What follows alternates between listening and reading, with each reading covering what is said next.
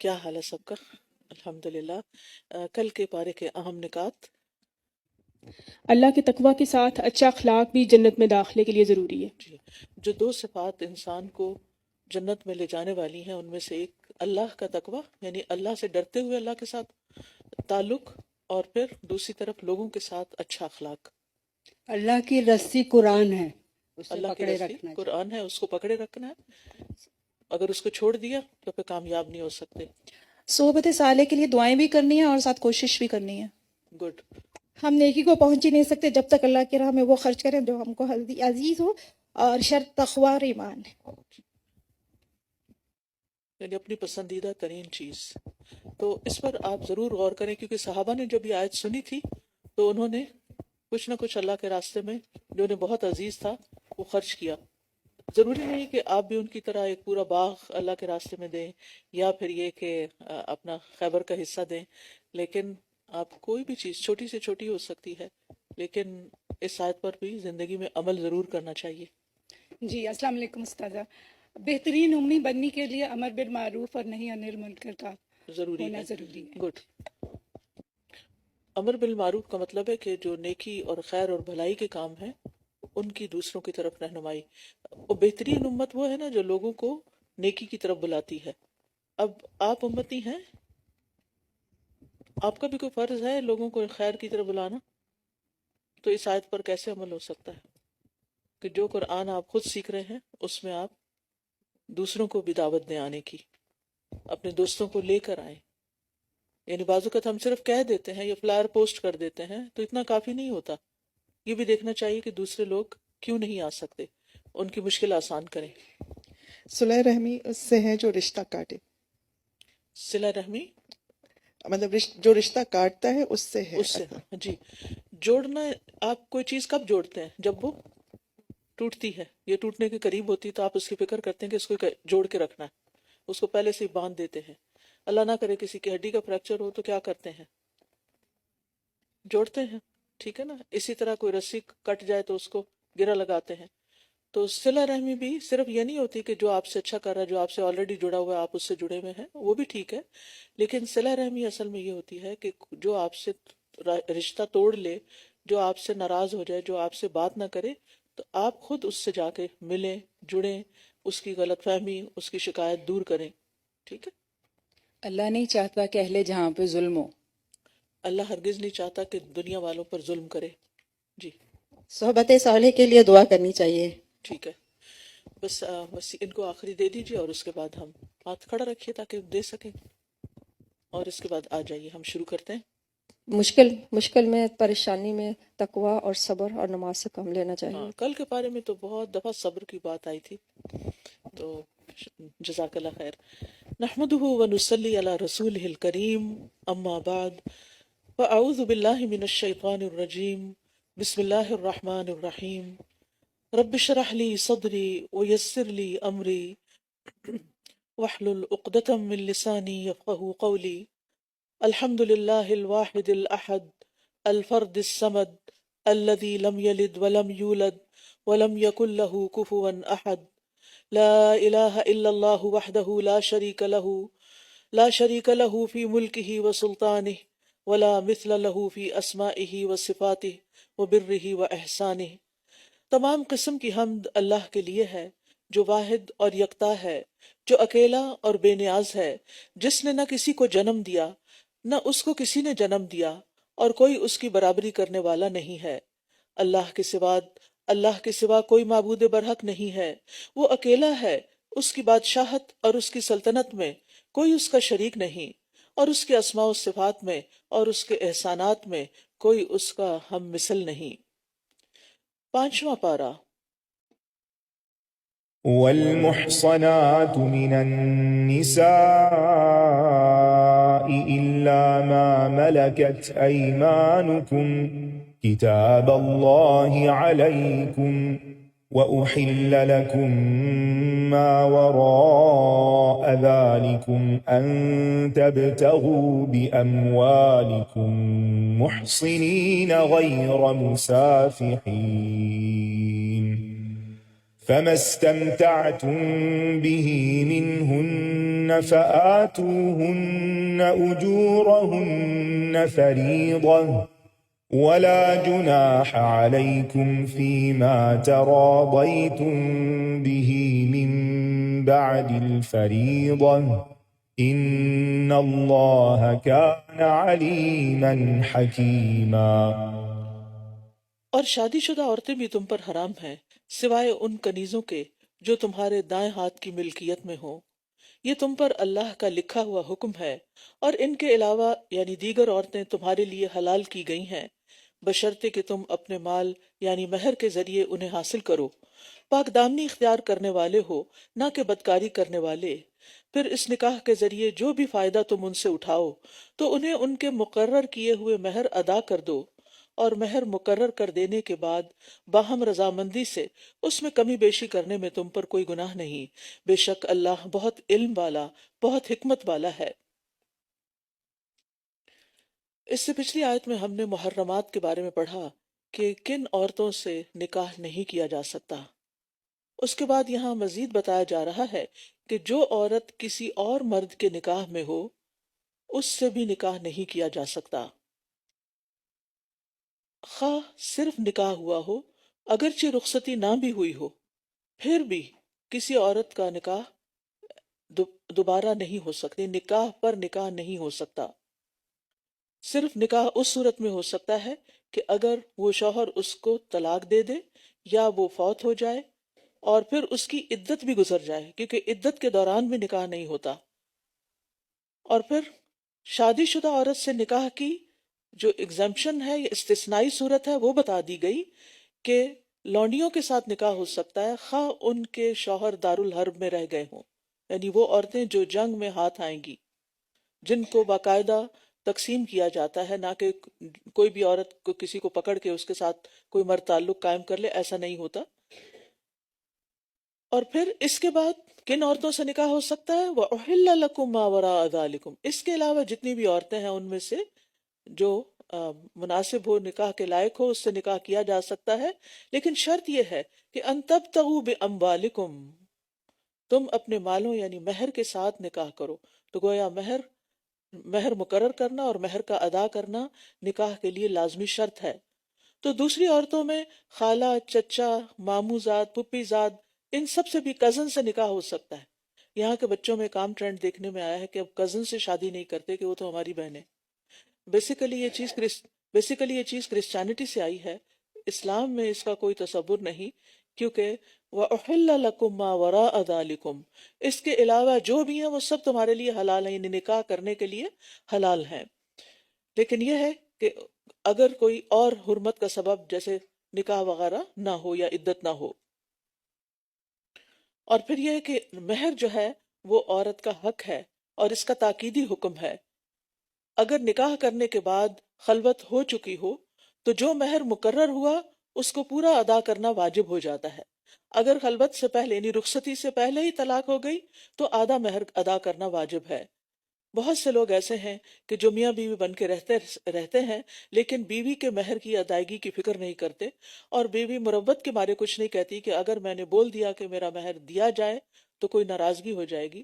تو مردوں کو چاہیے کہ نکاح کے بعد وہ پہلی فرصت میں اپنا یہ قرض ادا کریں اور عورت کا حق اس کو دیں. پھر فرمایا اور تم میں سے جو آزاد مومن عورتوں سے نکاح کرنے کی وسعت نہ رکھتا ہو تو مومن لونڈیوں میں سے جو تمہارے دائیں ہاتھ کی ملکیت ہیں ان سے نکاح کر لے. اللہ تمہارے ایمان کو زیادہ جانتا ہے. تم سب ایک ہی طرح کے ہو، لہٰذا ان لونڈیوں سے ان کے مالکوں کی اجازت سے نکاح کرو اور انہیں ان کے مہر معروف طریقے سے ادا کرو، بشرطے کہ وہ نکاح میں محفوظ ہونے والی ہوں، نہ کہ بدکاری کرنے والی اور نہ ہی چھپے دوست بنانے والی ہوں. تو جب وہ نکاح میں لے آئی جائیں پھر اگر وہ کسی بدکاری کا ارتکاب کریں یعنی زنا کا، تو انہیں پاک دامن عورتوں کے مقابلے میں آدھی سزا ہوگی. یہ لونڈیوں سے نکاح کی اجازت اس کے لیے ہے جو تم میں سے گناہ میں پڑنے سے ڈرتا ہو، اور اگر تم صبر کرو تو تمہارے لیے بہتر ہے، یعنی آزاد عورت سے ہی شادی کرو، اور اللہ بہت بخشنے والا نہایت رحم کرنے والا ہے. تو لونڈی سے نکاح کی شرائط بتا دی گئی کہ نمبر 1 کہ وہ مومن ہو، نمبر 2 ظاہری اور باطنی طور پر پاک دامن ہو، اور پھر یہ کہ آزاد عورت سے شادی کرنے کی مالی استطاعت نہ ہو، کیونکہ پریفریبل وہی ہے، کیونکہ شادی صرف وقتی ہوس پوری کرنے کا نام نہیں ہے، بلکہ اس سے خاندان بنتا ہے، پھر اس سے اولاد ہوتی ہے، پھر اولاد کی تربیت وہ تو نسلوں پر اثر انداز ہوتی ہے۔ اور پھر ایک اور شرط یہ ہے کہ گناہ میں مبتلا ہونے کا خوف ہو، اور جب یہ شرائط مکمل ہوں گی تو آزاد مسلمان کے لیے لونڈی سے نکاح کرنا یعنی غلام عورت سے نکاح کرنا جائز ہے۔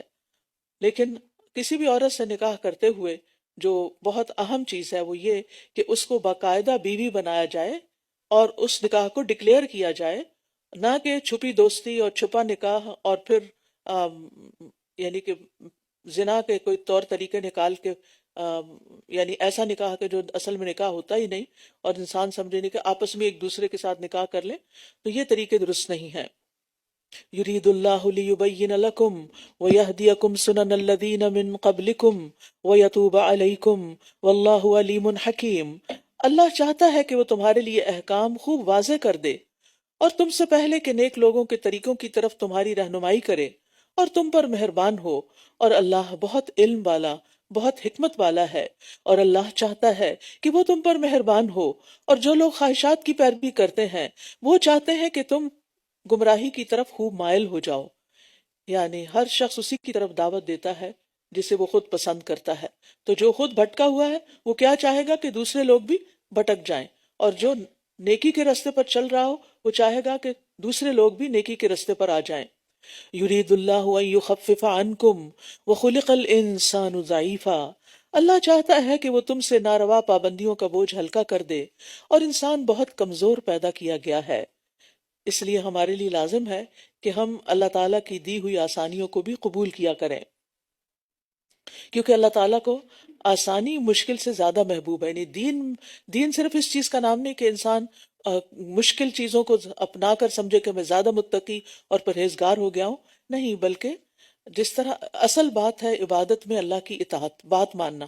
اگر اللہ سبحانہ وتعالیٰ کسی آسانی کا حکم دے رہا ہے، کوئی رخصت دے رہا ہے، تو اس کو اختیار کرنا یہ بھی باعث اجر ہے، اور اگر کوئی کام ایسا آ گیا ہے کہ جو کرنا مشکل ہے تو اس کا کرنا بھی عبادت ہے، کیونکہ اصل چیز تو اللہ کی بات ماننا ہے، کیونکہ اللہ تعالیٰ چاہتے ہیں، سورۃ البقرہ میں گزر چکا ہے، یرید اللہ بکم اليسر ولا یرید بکم العسر، کہ اللہ تمہارے لیے آسانی چاہتا ہے اور تمہارے لیے مشکل نہیں چاہتا۔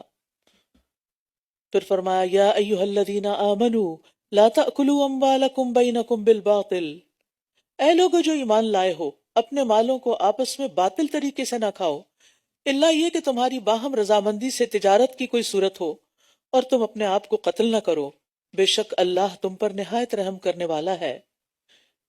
یہاں دوسروں کے مال کی حرمت کا بیان ہے کہ کوئی کسی کا مال نہ کھائے، نہ کسی مسلمان کا، نہ ذمی کا، نہ ذمی کافر کا، نہ حربی کافر کا جس سے کوئی معاہدہ ہو، کسی کا بھی مال غصب نہیں کیا جا سکتا، چاہے کوئی مسلم ہو یا نان مسلم۔ اور بالباطل کا مطلب کیا ہے کہ وہ طریقے جو شرعاً ممنوع ہیں، جیسے چوری، غصب، خیانت، جوا، سود، غلط قسم کے کانٹریکٹس۔ تو باطل طریقے سے مختلف طرح کی آمدنیاں ہوتی ہیں، ایک وہ کہ جس میں کسی دوسرے کا مالی نقصان ہو، یعنی کسی کی اجازت کے بغیر اس کے مال کو غصب کر لینا، پھر اسی طرح سود کی ساری شکلیں، پھر اسی طرح ہر ایسا کام جس میں تھوڑی سی محنت سے بہت سارا مال حاصل ہو جائے، جیسے جوا، لاٹری، سٹہ بازی وغیرہ، اسی طرح قسمت کے سودے، پھر اسی طرح بچوں کے ایسے کھیل کہ جن پہ اگر نشانہ لگے تو اتنی قیمت اور نہ لگے تو اتنی، پھر ہر وہ لین دین جس میں ایک فریق کا فائدہ ہو یقینی طور پر اور دوسرے کو خواہ فائدہ ہو یا نقصان ہو، جیسے سود ہے، اور اسی طرح دھوکہ دے کے کچھ کمائی کرنا، مثلا کسی جانور کو بیچتے اس کا عیب چھپا دینا، جانور کا دودھ روک کر اس کو بیچنا، ناپ تول میں کمی کر جانا، دوسرے کو پھنسانے کے لیے بولی چڑھا دینا، تو ایسی چیزیں سب منع ہیں۔ دوسری چیز جو اس آیت میں منع کی گئی ہے وہ ہے وَلَا تَقْتُلُوا أَنفُسَكُمْ، اور اپنے آپ کو قتل نہ کرو۔ اس کا ایک معنی تو یہ ہے کہ کسی مسلمان کو قتل نہ کرو، کیونکہ مسلمان آپس میں ایک جان کی طرح ہے۔ دوسرا ہے خودکشی نہ کرو، کیونکہ انسان کو یہ اختیار نہیں کہ وہ اپنی جان کا خود مالک بن جائے اور اس کے ساتھ جو چاہے کرے، اس کی اجازت نہیں۔ خودکشی گناہ کبیرہ ہے، حسن بصری کہتے ہیں کہ تم سے پہلے لوگوں میں سے کسی کو پھوڑا نکلا، جب اسے تکلیف زیادہ ہوئی تو اس نے اپنے ترکش سے ایک تیر نکالا اور پھوڑے کو چیر دیا، پھر اس سے خون بند نہ ہوا یہاں تک کہ وہ مر گیا۔ تب اللہ تعالیٰ نے فرمایا کہ میں نے اس پر جنت کو حرام کر دیا۔ یہ حدیث بیان کرنے کے بعد حسن بصری نے اپنا ہاتھ مسجد کی طرف بڑھایا اور کہا، اللہ کی قسم مجھ سے یہ حدیث جندب بن عبداللہ البجلی نے بیان کی کہ رسول اللہ صلی اللہ علیہ وسلم سے اس مسجد میں یہ بات انہوں نے سنی۔ وَمَن يَفْعَلْ ذَلِكَ عُدْوَانًا، اور جو کوئی ظلم اور زیادتی سے ایسا کرے گا، یعنی کسی دوسرے کو قتل کر دے یا خودکشی کرے، فَسَوْفَ نُصْلِيهِ نَارًا، تو ہم ضرور اسے آگ میں جلائیں گے، وَكَانَ ذَلِكَ عَلَى اللَّهِ يَسِيرًا، اور یہ اللہ پر بہت آسان ہے۔ لہٰذا بہت ضروری ہے کہ بچپن سے ہی یہاں آپ اپنے بچوں کو بتائیں کہ خودکشی حرام ہے، کیونکہ چھوٹی چھوٹی بات پر غصے ہو کر، ناراض ہو کر وہ دھمکیاں دینے لگتے ہیں کہ ہم خودکشی کر لیں گے، یعنی کس کا کچھ نقصان ہوگا، خودکشی کرنے والے کا اپنا ہی نقصان ہے، لیکن انہیں پتہ نہیں کہ خودکشی کرنے کے بعد اس کا انجام کیا ہے۔ اور کہتے ہیں نا، اب تو کہتے ہیں کہ مر جائیں گے مر جائیں گے، مر کے بھی چین نہ پایا تو کدھر جائیں گے۔ تو اس لیے بہت ضروری ہے کہ کوئی ایسا طریقہ اختیار نہ کیا جائے کہ جس میں انسان کو موت کے بعد کسی مصیبت سے واسطہ پڑے جو کبھی ختم نہ ہو۔ پھر فرمایا، ان تجتنبوا کبائر ما تنہون عنہ نکفر عنکم سیئاتکم وندخلکم مدخلا کریما، اگر تم ان بڑے بڑے گناہوں سے بچتے رہو گے جن سے تم روکے جاتے ہو تو ہم تمہاری چھوٹی موٹی برائیاں تم سے دور کر دیں گے اور تمہیں مقام عزت یعنی جنت میں داخل کریں گے۔ کبیرہ گناہ کون سے ہوتے ہیں؟ کبیرہ گناہ حدیث کے مطابق جن 7 کبیرہ گناہوں کا ذکر آیا ہے، آپ نے فرمایا 7 ہلاک کرنے والے گناہوں سے بچو۔ صحابہ نے پوچھا، یا رسول اللہ وہ کون سے گناہ ہیں؟ فرمایا، شرک باللہ، جادو، ایسی جان کو ناحق قتل کرنا جسے اللہ نے حرام قرار دیا، سود، یتیم کا مال کھانا، میدان جنگ سے فرار، پاک باز بھولی بھالی عورتوں پر، مومن عورتوں پر تہمت لگانا، اسی طرح والدین کی نافرمانی، جھوٹی گواہی دینا، یہ تمام کبیرہ گناہ ہیں۔ اور بڑے گناہوں سے اجتناب کے بعد اللہ تعالیٰ چھوٹے گناہ معاف کر دے گا، جواب طلبی نہیں کرے گا، لیکن اگر بڑے گناہوں سے اجتناب نہ کیا جائے تو ساتھ ہی ساتھ چھوٹے گناہوں کا بھی مواخذہ ہو جائے گا۔ رسول اللہ صلی اللہ علیہ وسلم نے فرمایا، کبیرہ گناہوں سے اجتناب کرو اور سیدھے رہو اور خوش ہو جاؤ۔ وَلَا تَتَمَنَّوْا مَا فَضَّلَ اللَّهُ بِهِ بَعْضَكُمْ ما فضل الله به بعضكم على بعض للرجال نصيب مما اكتسبوا وللنساء نصيب مما اكتسبن واسألوا الله من فضله ان الله كان بكل شيء عليما۔ اور تم اس چیز کی تمنا نہ کرو جس میں اللہ نے تم میں سے ایک کو دوسرے پر فضیلت عطا کی ہے، مردوں کے لیے اس میں سے حصہ ہے جو انہوں نے کمایا اور عورتوں کے لیے اس میں سے حصہ ہے جو انہوں نے کمایا، اور اللہ سے اس کے فضل کا سوال کرو، بے شک اللہ ہر چیز کو خوب جاننے والا ہے۔ کسی کے پاس موجود نعمتیں دیکھ کر حسرت نہیں کرنا چاہیے، کسی کی نعمت سے حسد نہیں کرنا چاہیے، یہ نہیں کہنا چاہیے کاش یہ مال مجھے مل جاتا، یہ گھر مجھے مل جاتا، یہ گاڑی مجھے مل جاتی، کیونکہ کسی کی نعمت دیکھ کر دل میں جلنا اور کڑنا اس کی بہت مذمت آئی ہے۔ اسی طرح نیکی کے کاموں میں بھی حسد نہیں ہونا چاہیے، رشک ہونا چاہیے۔ ام سلمہ کہتی ہیں کہ رسول اللہ صلی اللہ علیہ وسلم سے ام سلمہ نے خود رسول اللہ صلی اللہ علیہ وسلم سے دریافت کیا کہ مرد لوگ جہاد کرتے ہیں، ہم اس سے محروم ہیں، میراث میں بھی ہمارا آدھا حصہ ہے، تو اس پر یہ آیت نازل ہوئی، وَلَا تَتَمَنَّوْا مَا فَضَّلَ اللَّهُ بِهِ بَعْضَكُمْ عَلَى بَعْضٍ، کہ تم میں سے بعض پر جو اللہ نے نعمت کی ہے اس کی تمنا نہ کریں، یعنی اللہ تعالیٰ کے ہاں تقرب نیک اعمال سے ہوتا ہے، مرد کو محض مرد ہونے کی وجہ سے عورت پر عمل میں فضیلت نہیں، اور عورت محض عورت ہونے کی وجہ سے نیک عمل کے ثواب سے محروم نہیں، لہٰذا تم حسد کی بجائے اللہ کا فضل مانگا کرو۔ لہٰذا اگر کبھی کسی کی کوئی اچھی چیز دیکھ کر آپ کے دل میں کوئی خیال پیدا ہو تو اس وقت فوراً دعا کرنی چاہیے کہ یا رب العالمین تو مجھے بھی اس نعمت سے نواز، نہ کہ اس کو یہ کیوں مل گیا، اور دل میں یہ خواہش تو آنی ہی نہیں چاہیے کہ اس سے ختم ہو جائے، اس سے زائل ہو جائے، اس کی نعمت اس سے چلی جائے، کیونکہ کسی کی نعمت کا زوال کی تمنا ہی دراصل حسد ہے۔ اور یہاں واضح کر دیا گیا مردوں کے لیے اس میں سے حصہ ہے جو انہوں نے کمایا، یعنی اللہ سبحانہ وتعالیٰ اصل میں تو کوشش دیکھے گا، اور عورتوں کے لیے اس میں سے حصہ ہے جو انہوں نے کمایا، اور اللہ سے اس کے فضل کا سوال کرو۔ بے شک اللہ ہر چیز کو خوب جاننے والا ہے۔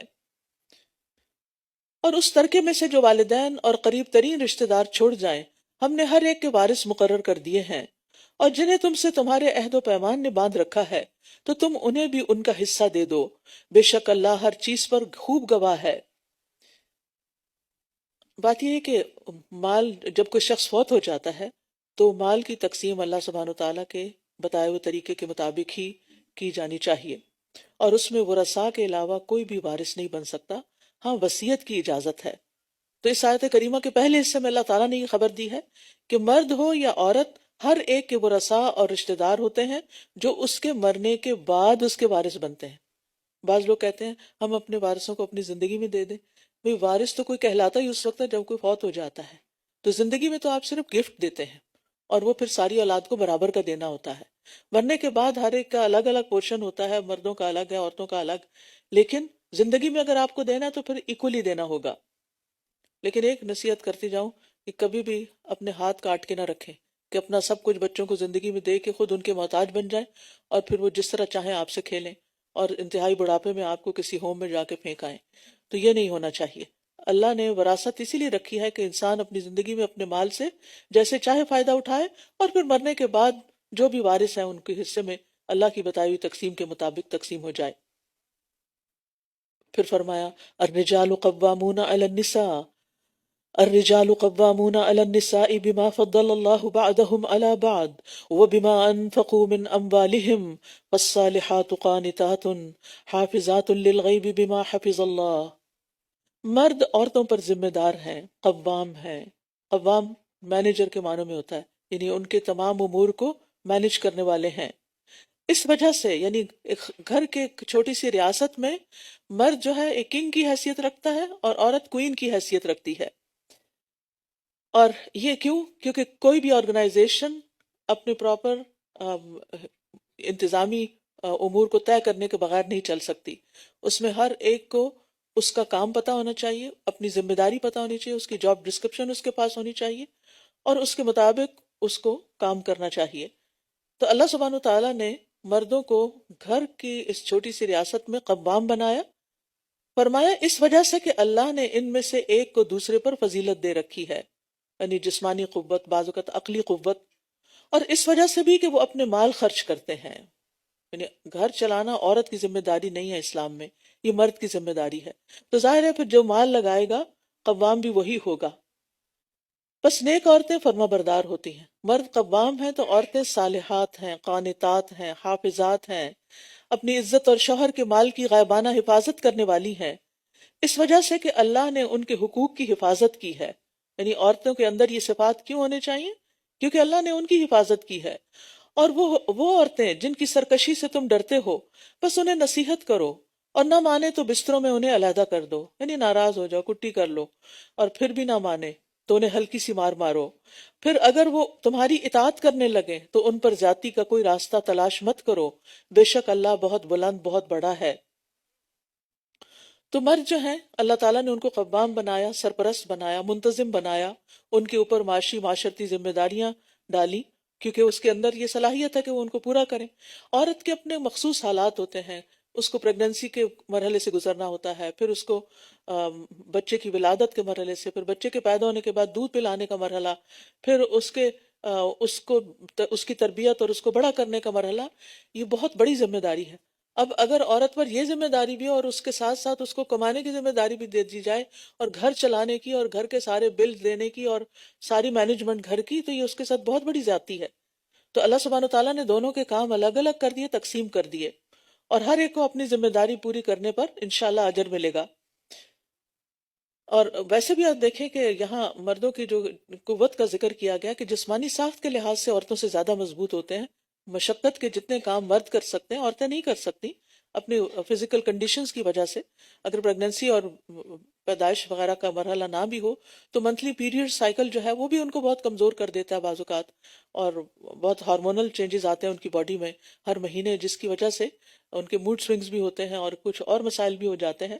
تو ان ساری صورتوں میں پھر اس کے لیے کچھ کام کرنا، بہت سے کام کرنا مشکل بھی ہو جاتا ہے۔ تو اللہ سبحانہ تعالیٰ نے مرد کو عورت پر نگران بنایا ہے، نبی صلی اللہ علیہ وسلم نے فرمایا تم میں سے ہر شخص نگران ہے اور ہر شخص سے اس کی رعیت کے بارے میں پوچھا جائے گا، بس امیر نگران ہے اور مرد اپنے گھر والوں پر نگران ہے، اور مرد عورت کی ضروریات زندگی پوری کرنے پر مامور ہے، اس کا کھانا پینا، لباس، اس کی صحت، تعلیم، جو بھی اس کی بنیادی ضروریات ہیں وہ سب پوری کرنا مرد کے ذمہ ہے۔ اور بیوی کی بہترین صفات کیا ہیں؟ نبی صلی اللہ علیہ وسلم نے فرمایا بہترین بیوی وہ ہے جس کی طرف تم دیکھو تو تمہیں خوش کر دے، یعنی ایٹ لیسٹ ہسبینڈ کو دیکھ کے اسمائل ضرور کرنا چاہیے، ٹھیک ہے؟ یہ آپ کی بہترین بیوی ہونے کی علامت ہے، کیونکہ بہت سی خواتین اپنی دوستوں کے ساتھ، اپنے فرینڈز ادھر ادھر سب ہنستی کھیلتی مسکراتی آئیں گی اور گھر آتے ہی موڈ آف ہو جائے گا، یا شوہر کے آتے ہوئے موڈ آف ہو جائے گا کہ اب کوئی کام کرنا ہوگا۔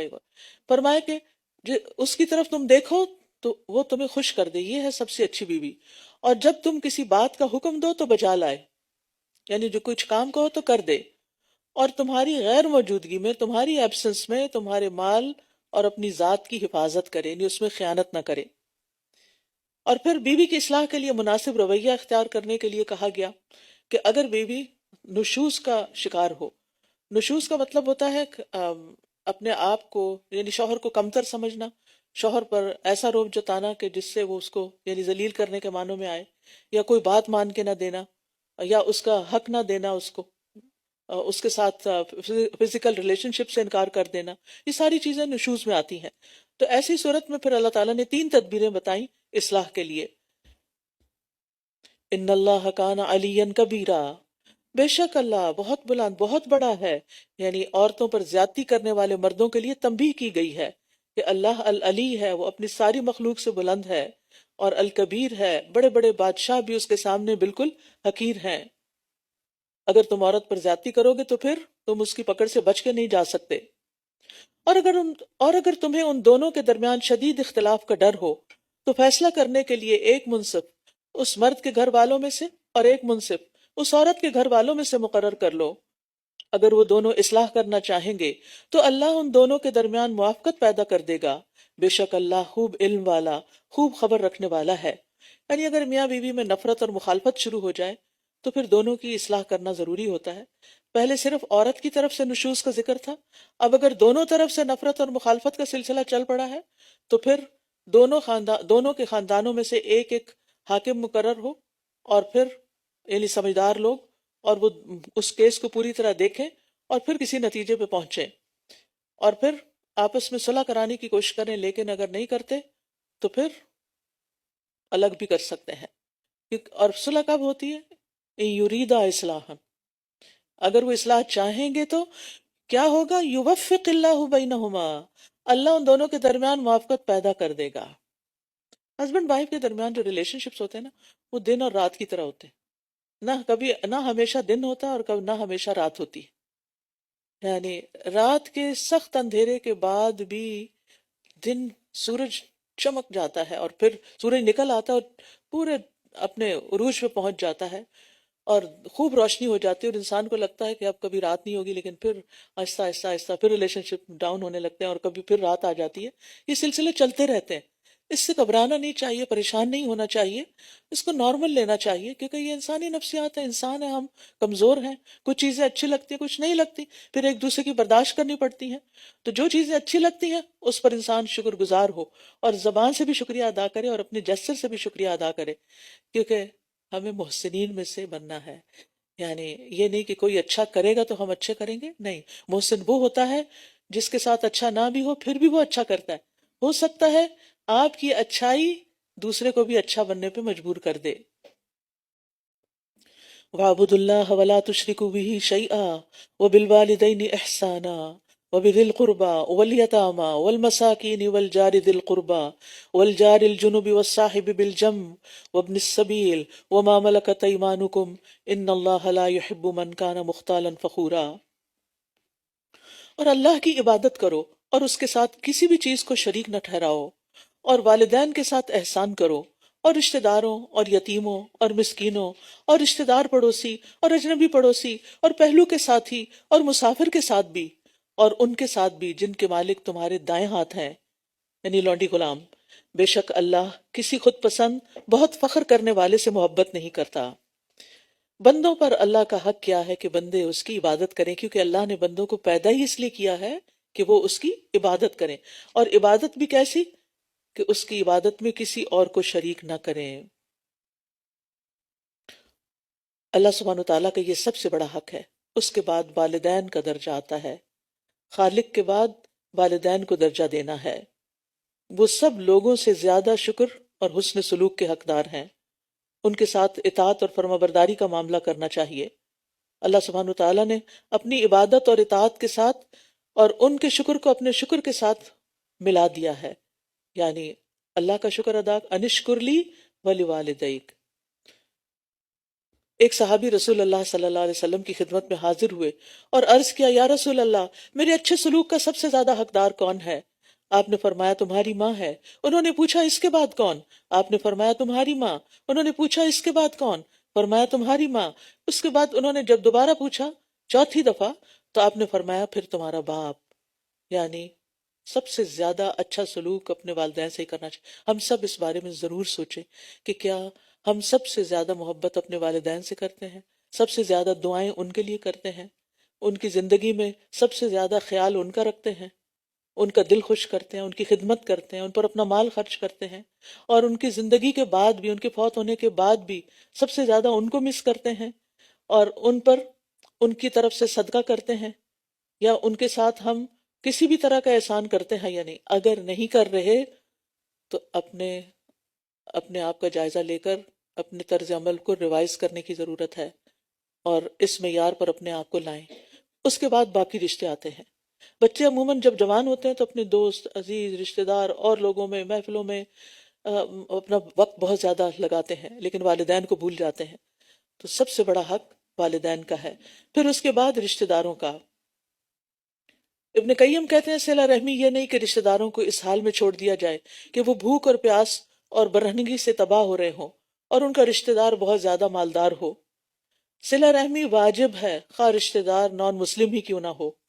اس کا دین اس کے ساتھ اور صلہ رحمی کرنے والے کا دین اس کے ساتھ۔ ہمارا دین ہمیں یہی سکھاتا ہے کہ ہر رشتے کو نبھانا ہے، اور رشتہ دار کو صدقہ دینے پر صلہ رحمی کا اجر بھی ملتا ہے اور صدقے کا اجر بھی ملتا ہے۔ اس کے بعد یتیموں اور مسکینوں کا خیال رکھنا۔ ایک آدمی نے رسول اللہ صلی اللہ علیہ وسلم سے اپنی سنگ دلی کی شکایت کی کہ میرا دل سخت ہے۔ آپ نے فرمایا اگر تم دل کو نرم کرنا چاہتے ہو تو مسکین کو کھانا کھلاؤ اور یتیم کے سر پر ہاتھ رکھو۔ پھر اس کے بعد ہمسایوں کی بات آئی، والجار ذی القربى والجار الجنب والصاحب بالجنب۔ قرابت والے ہمسائے، اس سے مراد رشتہ دار ہمسائے ہیں، یعنی وہ آپ کے نیبرز بھی ہیں اور آپ کے ریلیٹیوز بھی ہیں۔ اور اجنبی ہمسائے سے مراد غیر رشتہ دار ہمسائے، اور پہلو کے ساتھی سے مراد آپ کے ہم نشین، دوست، سفر کے ساتھی، آپ کا سپاؤس، بیوی یا شوہر، وہ بھی آپ کے ساتھی ہیں۔ اور علم سیکھنے کے لیے آنے والے جو طالب علم ہیں وہ ایک دوسرے کے ساتھی ہیں۔ اسی طرح کہیں آپ کاروبار کرتے ہیں مشترکہ، یا آپ کے ساتھ اور لوگ کام کرتے ہیں یا جاب کرتے ہیں، تو جتنے لوگ بھی آپ کے ساتھ اٹھتے بیٹھتے ہیں وہ سب آپ کے ہم نشین ہیں، وہ صاحب بالجم میں آتے ہیں۔ ان سب کے ساتھ احسان کا معاملہ کرنا چاہیے۔ اگر ہم ان سب باتوں پر عمل کریں تو دنیا کتنی خوبصورت ہو جائے، زندگی کتنی خوشگوار ہو جائے۔ نبی صلی اللہ علیہ وسلم نے فرمایا اللہ کی قسم وہ شخص مومن نہیں ہو سکتا۔ صحابہ نے پوچھا کون؟ فرمایا وہ شخص جس کی ایذار آسانیوں سے اس کا ہمسایہ بے خوف نہ ہو۔ رسول اللہ صلی اللہ علیہ وسلم نے فرمایا اچھا اخلاق اور اچھی ہمسائیگی شہروں کو آباد کرتی ہے اور عمر میں اضافے کا باعث بنتی ہے، ایسے لوگ لمبی عمر پاتے ہیں۔ پھر فرمایا وابن السبیل وما ملکت ایمانکم، مسافر، اور مسافر سے مراد اکثر سلف کے نزدیک مہمان بھی ہیں۔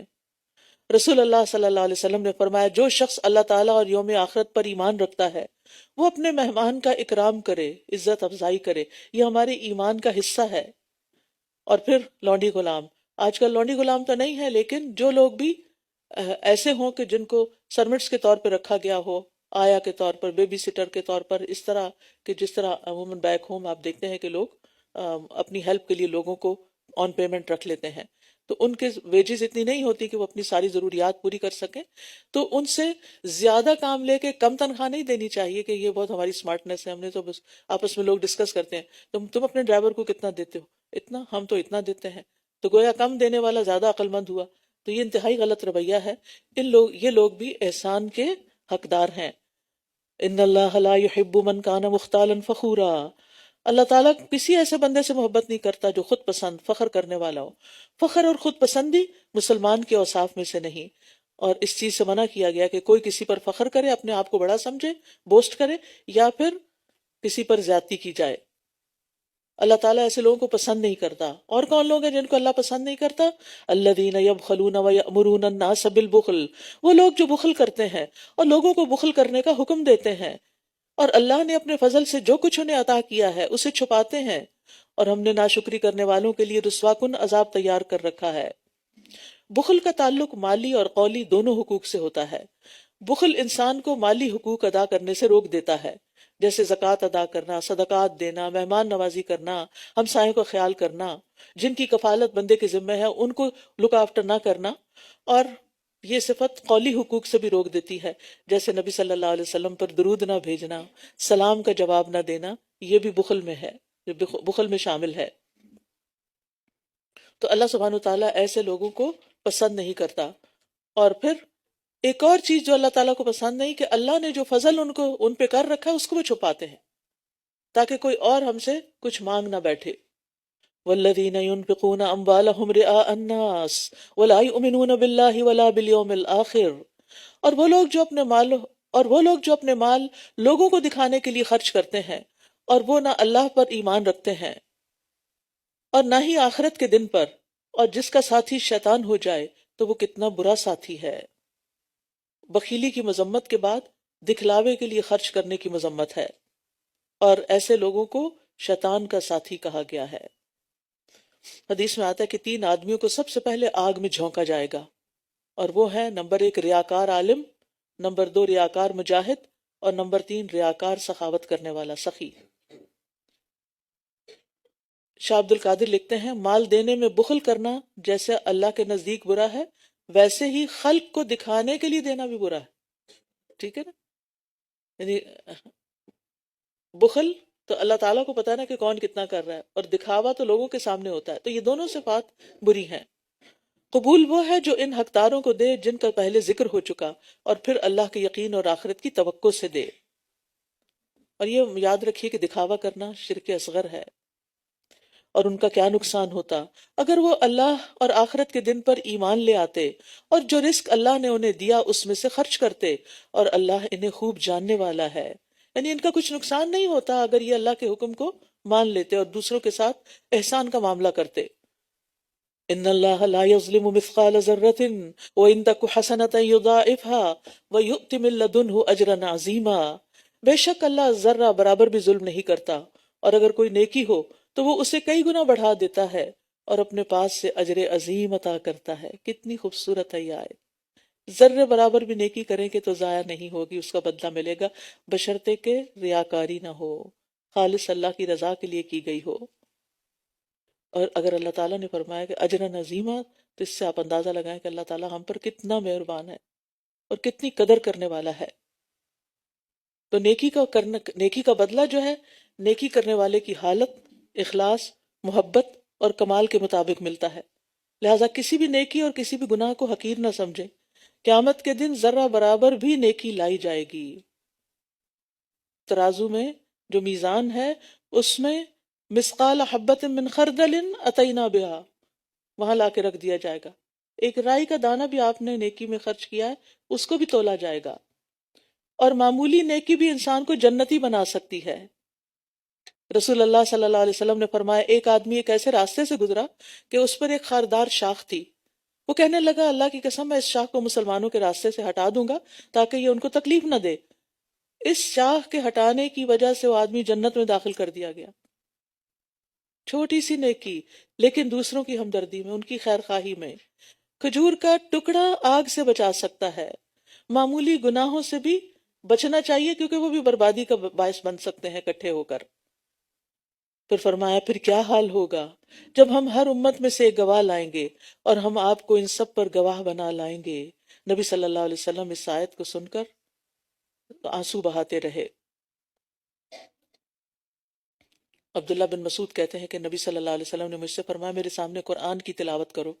میں نے عرض کیا اللہ کے رسول میں آپ کو سناؤں؟ قرآن تو آپ ہی پر نازل ہوا ہے. آپ نے فرمایا میری خواہش ہے کہ میں اسے کسی دوسرے سے سنوں. تو میں نے سورۃ النساء کی قرات شروع کر دی. جب میں اس آیت پہ پہنچا تو میں نے اپنا سر اٹھایا. میرے پہلو میں موجود آدمی نے مجھے ٹھوکا دیا تو میں نے دیکھا کہ آپ کے آنسو بہ رہے ہیں. کیوں؟ اس لیے کہ آپ کو اپنی ذمہ داری کا احساس ہو رہا تھا.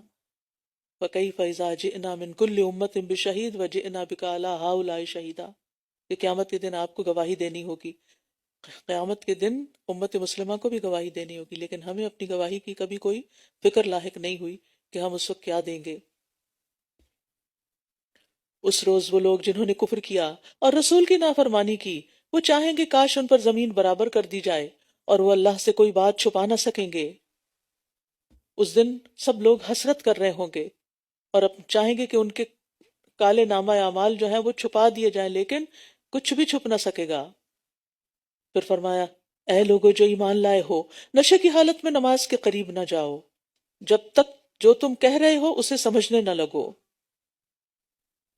اور نہ ہی حالت جنابت میں نماز پڑھو یہاں تک کہ غسل کر لو، مگر یہ کہ راستہ عبور کرنے والے ہو. اور اگر تم بیمار ہو یا سفر میں ہو یا تم میں سے کوئی قضائے حاجت کی جگہ سے آیا ہو یا تم نے عورتوں کو چھوا ہو یعنی صحبت کی ہو، پھر تم پانی نہ پاؤ تو پاک مٹی سے تیمم کر لو، بس اپنے چہروں اور اپنے ہاتھوں کا مسح کرو، بے شک اللہ بہت معاف کرنے والا بہت بخشنے والا ہے. اس سے پتہ چلتا ہے کہ نماز میں حضور قلبی کتنی ضروری ہے. نشے کی حالت میں، نیند کی حالت میں، سخت بھوک کی حالت میں، کوئی حاجت ہو رہی ہو پیشاب وغیرہ کی، اس حالت میں نماز نہیں پڑھنی چاہیے، کیونکہ اس میں انسان کا سارا دھیان اس طرف ہوتا ہے، اللہ کی طرف نہیں ہوتا. نماز میں نمازی اپنے رب سے سرگوشی کر رہا ہوتا ہے، اس لیے اس کو عمدگی کے ساتھ نماز پڑھنی چاہیے، اور کوئی بھی حاجت وغیرہ ہو تو اس کو پورا کر کے نماز پڑھنی چاہیے. اور پھر نماز کے لیے وضو بھی کرنا چاہیے، پاک ہونا چاہیے. لیکن اگر پانی نہ ہو تو کیا کرنا چاہیے؟ تیمم کرنا چاہیے. تیمم کا طریقہ کیا ہے؟ ہاتھوں کو صاف مٹی کے اوپر پھیر کے اس کو صاف ہونی چاہیے مٹی. آج کل وہ بنے ہوئے پیڈ سے بھی ملتے ہیں جن کے اندر مٹی بھری ہوتی ہے، اور ان کے اوپر انسان ہاتھ مار لے تب بھی تیمم ہو جاتا ہے، کیونکہ ہاتھ کو مٹی لگ جاتی ہے. اور پھر اس کے بعد اپنے اس میں پھونک ماری جائے اور چہرے اور ہاتھوں پر پھیر لیا جائے. جی یہاں پر بک سٹور میں اویلیبل بھی ہے تیمم کٹ. ہر گھر میں ہونی چاہیے. کوئی پتہ نہیں ہوتا کس وقت انسان کس بیماری میں مبتلا ہو جائے، کوئی بخار ہو جائے، کوئی شدید سردی ہو، کوئی اس میں وضو کرنا نہانا ممکن نہ ہو، تو ایسی صورت میں انسان تیمم کر سکتا ہے. ورنہ یہاں تو مٹی ڈھونڈنا بھی، اور پاک مٹی ڈھونڈنا جو کیمیکل سے پاک ہو، وہ بھی ایک مسئلہ ہے.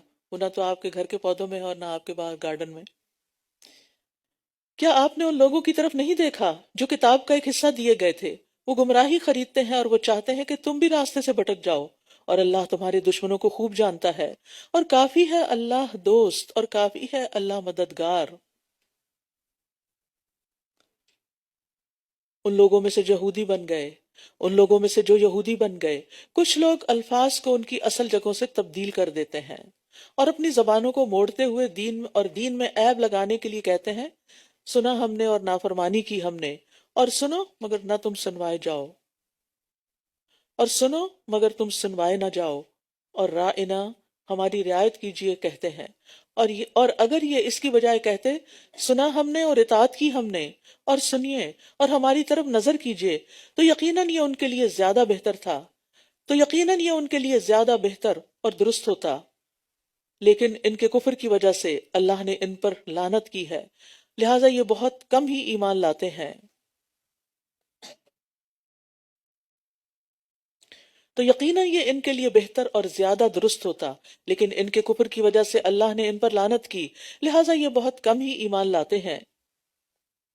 تو یہاں اہل کتاب کے کچھ کاموں کا ذکر کیا جا رہا ہے کہ کس طرح وہ کتاب میں تحریف کرتے رہے ہیں، الفاظ کو کس طرح توڑ موڑ کے پڑھتے ہیں، اور نبی صلی اللہ علیہ وسلم کو طعنہ دیتے ہیں، اور ایسے کام کرتے ہیں جن کی وجہ سے اللہ تعالیٰ کی ان پر لعنت ہوتی ہے.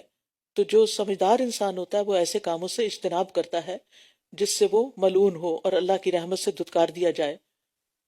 اے لوگو جو کتاب دیے گئے ہو اس پر ایمان لے آؤ جو ہم نے نازل کیا ہے، اور جو اس کی تصدیق کرنے والا ہے جو تمہارے پاس ہے، اس سے پہلے کہ ہم چہروں کو مٹا دیں پھر انہیں ان کی پشتوں پر پھیر دیں یا ان پر اسی طرح لعنت کریں جس طرح ہم نے سبت والوں پر لعنت کی، اور اللہ کا حکم نافذ ہو کر رہنے والا ہے۔ ان اللہ لا یغفر ان یشرک بہ ویغفر ما دون ذلک لمن یشاء ومن یشرک باللہ فقد افترى اثما عظیما، یقیناً اللہ اس بات کو نہیں بخشے گا کہ اس کے ساتھ کسی کو شریک کیا جائے، اور جو اس کے علاوہ ہے اسے جس کے لیے چاہے گا بخش دے گا، اور جس نے اللہ کے ساتھ کسی کو شریک ٹھہرایا تو یقیناً اس نے بہت بڑا گناہ گھڑ لیا۔ تو یاد رکھیے شرک ناقابل معافی گناہ ہے۔ اللہ سبحانہ وتعالیٰ شرک سے بیزاری دکھاتا ہے۔ الم تر الی الذین یزکون انفسہم، کیا آپ نے ان لوگوں کو نہیں دیکھا جو اپنے آپ کو پاک قرار دیتے ہیں؟ بلکہ اللہ ہی جس کو چاہتا ہے پاک کرتا ہے، اور وہ کھجور کی گٹلی کے دھاگے برابر بھی ظلم نہ کیے جائیں گے۔ یہاں خود کو پاک قرار دینے سے مراد کیا ہے؟ اس طریقے پر پاک قرار دینا جس پر انسان کی مذمت کی جاتی ہے، یعنی اپنے عمل کے ذریعے اپنے رب پر احسان کرے، اپنی تعریف کرے، گویا کہ وہ اللہ پر احسان کر رہا ہے کوئی نیکی اور عبادت کر کے، کہ میں نے نماز پڑھی، میں نے صدقہ بھی کیا، میں نے روزہ رکھا، میں نے حج کیا، میں نے جہاد کیا۔ یہ سارے بول کیا ہیں؟ اپنے آپ کو پاک قرار دینے کے مترادف۔ اور تو ہمیں نیکی کرنے کے بعد اس کا بہت ذکر نہیں کرنا چاہیے، اور خاص طور پر محفلوں میں بیٹھ کر اپنی نیکیوں کی داستانیں نہیں سنانی چاہیے۔ تو انسان کے لیے جائز نہیں کہ وہ خود کو گناہوں سے پاک قرار دے، بلکہ انسان کو ہمیشہ یہ احساس ہونا چاہیے کہ میرے بہت سے گناہ ہیں اور میں اللہ تعالیٰ سے معافی کی درخواست کرتی ہوں۔ دیکھیے یہ لوگ اللہ پر کیسے جھوٹ کرتے ہیں، دیکھیے یہ لوگ اللہ پر کیسے جھوٹ گھڑتے ہیں، اور یہ حرکت سری گناہ ہونے کے لیے کافی ہے۔ کیا آپ نے ان لوگوں کو نہیں دیکھا جو کتاب کا ایک حصہ دیے گئے، وہ بتوں اور طاغوت پر ایمان رکھتے ہیں، اور کفر کرنے والوں کے بارے میں کہتے ہیں کہ یہ لوگ ایمان والوں کی نسبت راستے کے اعتبار سے زیادہ ہدایت یافتہ ہیں۔ یہاں لفظ جبت استعمال ہوا ہے، اور طاغوت، تو جبت کے کئی معنی کیے گئے ہیں۔ اس کا ایک معنی تو جیسے یہاں آپ دیکھ رہے ہیں بت، اور ایک معنی جادو بھی ہے، اور طاغوت سے مراد شیطان ہے۔ تو جبت کا لفظ جو ہے بت، کاہن، جادوگر اور اس طرح کی بہت سی چیزوں پر استعمال ہوتا ہے۔ اسی طرح ایک حدیث میں آتا ہے پرندوں کو اڑا کر شگون لینا، زمین پر لکیریں کھینچ کر فالگیری کرنا، یہ بھی جبت میں شامل ہے۔ اور طاغوت سے مراد شیطان ہے۔ ہر وہ شخص جو گناہ کی دعوت دے اس پر یہ لفظ بولا جاتا ہے۔ اولئک الذین لعنہم اللہ ومن یلعن اللہ فلن تجد لہ نصیرا، یہی وہ لوگ ہیں، کون لوگ؟ جو بتوں اور طاغوت پر ایمان رکھتے ہیں، غیب کی خبریں معلوم کرنے کی کوشش کرتے ہیں۔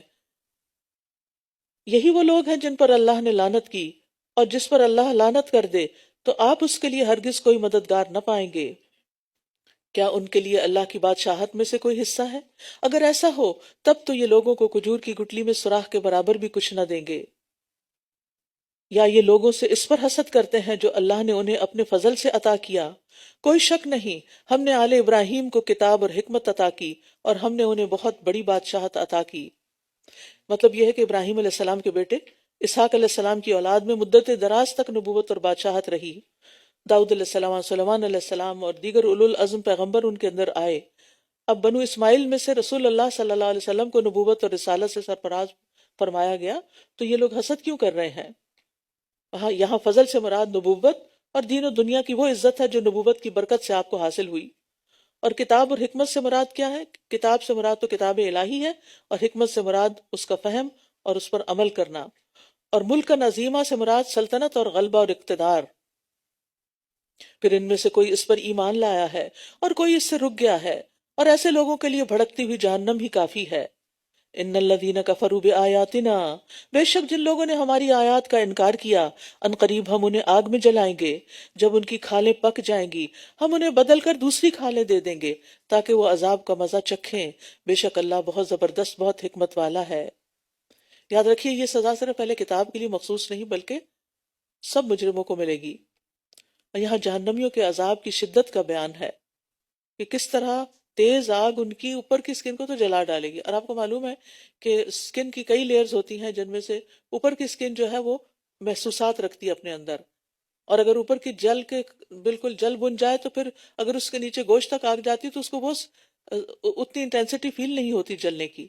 لہٰذا یہاں پر آپ دیکھیے کہ 1400 سال پہلے نبی صلی اللہ علیہ وسلم پر جو قرآن اترا اس میں بتا دیا گیا کہ ان کی کھالیں بار بار بدلی جائیں گی تاکہ وہ زیادہ سزا کا مزہ چکھیں. اور پھر یہ کہ آگ میں جلنے کے بعد کافر کی جہنم میں جسامت بہت بڑی ہو جائے گی. نبی صلی اللہ علیہ وسلم نے فرمایا کافر کے دونوں کندھوں کا درمیانی فاصلہ اتنا ہوگا جتنا تیز رفتار چلنے والے مسافر کی 3 دن کی مسافت ہوتی ہے. ایک اور حدیث میں آتا ہے قیامت کے دن کافر کی ایک ڈاڑھ احد پہاڑ کے برابر ہوگی اور اس کی کھال کی چوڑائی 70 گز ہوگی تاکہ وہ خوب جلے، اور اس کی راند برقان پہاڑ کے برابر ہوگی، اور جہنم میں اس کے بیٹھنے کی جگہ میرے اور ربضہ کے درمیانی فاصلے جتنی ہوگی. یعنی جل جل کے اتنا موٹا ہو جائے گا اور اتنا بڑا ہو جائے گا، اور پھر جتنا بڑا جسم ہوتا ہے اتنی زیادہ سزا محسوس ہوتی ہے. تو یہ اس کا ذکر کیا گیا یہاں. اس کے برعکس اور جو لوگ ایمان لائے اور انہوں نے نیک عمل کیے، ان قریب ہم انہیں ایسے باغات میں داخل کریں گے جن کے نیچے نہریں بہتی ہیں، وہ ان میں ہمیشہ ہمیشہ رہیں گے. وہاں ان کے لیے انتہائی پاکیزہ بیویاں ہوں گی اور ہم انہیں گھنے سائے میں داخل کریں گے. جنت میں لمبے لمبے سائے ہوں گے. ایک درخت اتنا بڑا ہوگا کہ سوار اس کے سائے میں 100 سال تک چلے پھر بھی سایہ ختم نہ ہوگا. پھر فرمایا ان اللہ یأمرکم ان تؤدوا الامانات الی اہلہا، بے شک اللہ تمہیں حکم دیتا ہے کہ تم امانتیں ان کے اہل کے سپرد کرو، اور جب تم لوگوں کے درمیان فیصلہ کرو تو عدل و انصاف کے ساتھ کرو. بے شک اللہ تمہیں بہت ہی عمدہ نصیحت کر رہا ہے، بے شک اللہ خوب سننے والا خوب دیکھنے والا ہے. ہر وہ چیز جس پر انسان کو امین بنایا جائے اور اس کے انتظام کی ذمہ داری اس کے سپرد کی جائے، وہ قول ہو یا عمل ہو یا سامان ہو، وہ سب امانت ہوتے ہیں. تو امانتوں کو ان کے اہل کے سپرد کرنا چاہیے، نہیں جس کی وہ چیز ہو اسی تک جانی چاہیے. نبی صلی اللہ علیہ وسلم نے فرمایا مجھے اپنی طرف سے 6 چیزوں کی ضمانت دو، میں تمہیں جنت کی ضمانت دیتا ہوں، جن میں سے ایک چیز کہ جب امین بنایا جائے تو امانت کا حق ادا کرو. اے لوگو جو ایمان لائے ہو، اللہ کی اطاعت کرو اور رسول کی اطاعت کرو اور ان کی جو تم میں سے صاحب اختیار ہیں. پھر اگر تمہارے مابین کسی چیز میں اختلاف ہو جائے تو اسے اللہ اور رسول کی طرف پھیر دو، اگر تم اللہ اور یوم آخرت پر ایمان رکھتے ہو. یہ بہت بہتر ہے اور انجام کے اعتبار سے زیادہ اچھا بھی ہے. تو یہاں رعایا کو احکامات دیے جا رہے ہیں کہ وہ حکام اور امراء کی اطاعت کریں اللہ اور رسول کی اطاعت کے بعد. یعنی چاہے فوج کے افراد ہوں یا عام لوگ ہوں، انہیں اپنے رسول کی اور اپنے حکام کی جو ان سے بڑے ہیں، باس ہیں، ان کی اطاعت کا حکم دیا گیا ہے. الا یہ کہ وہ حکام جو ہیں وہ حکام اللہ کی نافرمانی کا حکم دیں، پھر ان کی بات نہیں مانی جائے گی. اطاعت صرف معروف کاموں میں ہوتی ہے، انما الطاعۃ فی المعروف. تو ہر مسلمان کے لیے لازم ہے کہ وہ ہر کام میں خواہ اسے پسند ہو یا ناپسند سمع و اطاعت بجا لائے، بشرطے کہ اسے کسی معصیت کا حکم نہ دیا گیا ہو، گناہ کا حکم نہ دیا جائے. اور اگر اسے کسی معصیت کے کام کا حکم دیا گیا ہو تو اس میں سمع و اطاعت نہیں ہے، پھر اطاعت نہیں کی جائے گی. امیر اگر سخت مزاج بھی ہو پھر بھی اس کی بات ماننی چاہیے. پھر فرمایا کیا آپ نے ان لوگوں کو نہیں دیکھا جو دعویٰ تو کرتے ہیں کہ وہ اس پر ایمان لائے ہیں جو آپ پر اتارا گیا اور جو آپ سے پہلے اتارا گیا تھا، مگر وہ چاہتے یہ ہیں کہ آپس کے فیصلے طاغوت کی طرف لے جائیں، جبکہ بلا شبہ وہ حکم دیے گئے تھے کہ وہ اس کا انکار کر دیں، اور شیطان تو یہی چاہتا ہے کہ انہیں بھٹکا کر دور کی گمراہی میں پھینک دے. اور جب ان سے کہا جاتا ہے کہ آؤ تم اس کی طرف جو اللہ نے نازل کیا اور آؤ رسول کی طرف، تو آپ منافقوں کو دیکھتے ہیں کہ وہ آپ کی طرف آنے سے ہی رک جاتے ہیں، آتے ہی نہیں. یعنی منافق اطاعت کی بجائے نافرمانی کرتے ہیں، آپ کے فیصلوں پر راضی ہی نہیں ہوتے. اس کے برعکس صحابہ ہر چیز سے بڑھ کر رسول اللہ صلی اللہ علیہ وسلم کی اطاعت کرتے تھے. ان کو جب کوئی معاملہ پیش آتا تو صرف ایک مرتبہ حکم کی ضرورت پیش آتی تھی اور فوراً ہی صحابہ اس بات کو پورا کر دیتے تھے. ابو جریح جابر بن سلیم کہتے ہیں میں نے ایک شخص کو دیکھا کہ لوگ اس کی بات خوب سنتے ہیں اور مانتے ہیں، جو بھی کہتا فوراً قبول کر لیتے ہیں. میں نے پوچھا یہ کون ہے؟ انہوں نے بتایا یہ اللہ کے رسول ہیں صلی اللہ علیہ وسلم. یہ تھا صحابہ کا ایمان، یہ تھا صحابہ کا طریقہ کہ جو سنتے تھے مان جاتے تھے، کوئی ڈاؤٹس نہیں، کوئی بحث مباحثہ نہیں، کوئی کج بحثی نہیں، کوئی کسی بھی طرح کا کوئی اختلاف نہیں، جو کہا سمعنا و اطعنا۔ پھر کیا ہوتا ہے اس وقت جب ان کے ہاتھوں کی کمائی کی وجہ سے انہیں کوئی مصیبت پہنچتی ہے، پھر یہ اللہ کی قسمیں کھاتے ہوئے آپ کے پاس آ جاتے ہیں کہ ہم نے تو صرف بھلائی اور موافقت پیدا کرنے کا ارادہ کیا تھا۔ یعنی جب اپنے گناہوں کی وجہ سے کسی مصیبت کا شکار ہوتے ہیں، پھنس جاتے ہیں، تو پھر آ جاتے ہیں کہ آپ صلی اللہ علیہ وسلم کے پاس آ جاتے ہیں۔ اور آج بھی آپ دیکھیں کہ پھر وہ نیک لوگوں کے پاس آتے ہیں اور ان سے کیا کہتے ہیں؟ ہمارے لیے دعا کر دیں، ہمارے لیے مشکل آسان کر دیں۔ اور بعض اوقات بعض لوگ جس جگہ جانا چاہیے معاملات ڈسپیوٹ کے حل کے لیے، وہاں جانے کی بجائے کسی اور کے پاس جاتے ہیں جو ان کی مرضی کا انسان ہو، جو ان کے ساتھ صرف بھلائی اور موافقت کی بات کرے۔ یہی لوگ ہیں کہ اللہ جانتا ہے جو کچھ ان کے دلوں میں ہے، تو آپ ان سے اعراض کیجئے اور انہیں نصیحت کیجئے اور ان سے ایسی بات کہیے جو ان کے دلوں تک پہنچ جائے۔ اور ہم نے جو رسول بھی بھیجا وہ اسی لیے بھیجا کہ اللہ کے اذن سے اس کی اطاعت کی جائے۔ اور یہ اگر اس وقت آپ کے پاس آ جاتے جب انہوں نے اپنی جانوں پر ظلم کیا تھا، پھر اللہ سے بخشش مانگتے اور رسول بھی ان کے لیے بخشش مانگتے، تو ضرور یہ اللہ کو بہت توبہ قبول کرنے والا، نہایت رحم کرنے والا پاتے۔ یاد رکھیے، اپنی جانوں پہ ظلم کرنے کے بعد رسول اللہ صلی اللہ علیہ وسلم سے استغفار کروانا یہ آپ کی زندگی کے لیے خاص تھا۔ اب یہ نہیں کہ اگر آپ نے کوئی غلطی کی ہے تو پھر آپ مدینہ جائیں اور قبر کے پاس کھڑے ہو کر کہیں کہ آپ ہمارے لیے ہمارے گناہ بخشوا دیں، ایسا نہیں ہے۔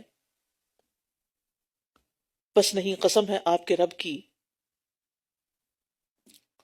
بس نہیں، قسم ہے آپ کے رب کی، یہ سچے مومن ہو نہیں سکتے جب تک یہ اس معاملے میں آپ کو منصف نہ بنا لیں جس میں ان کے درمیان اختلاف ہوا ہے۔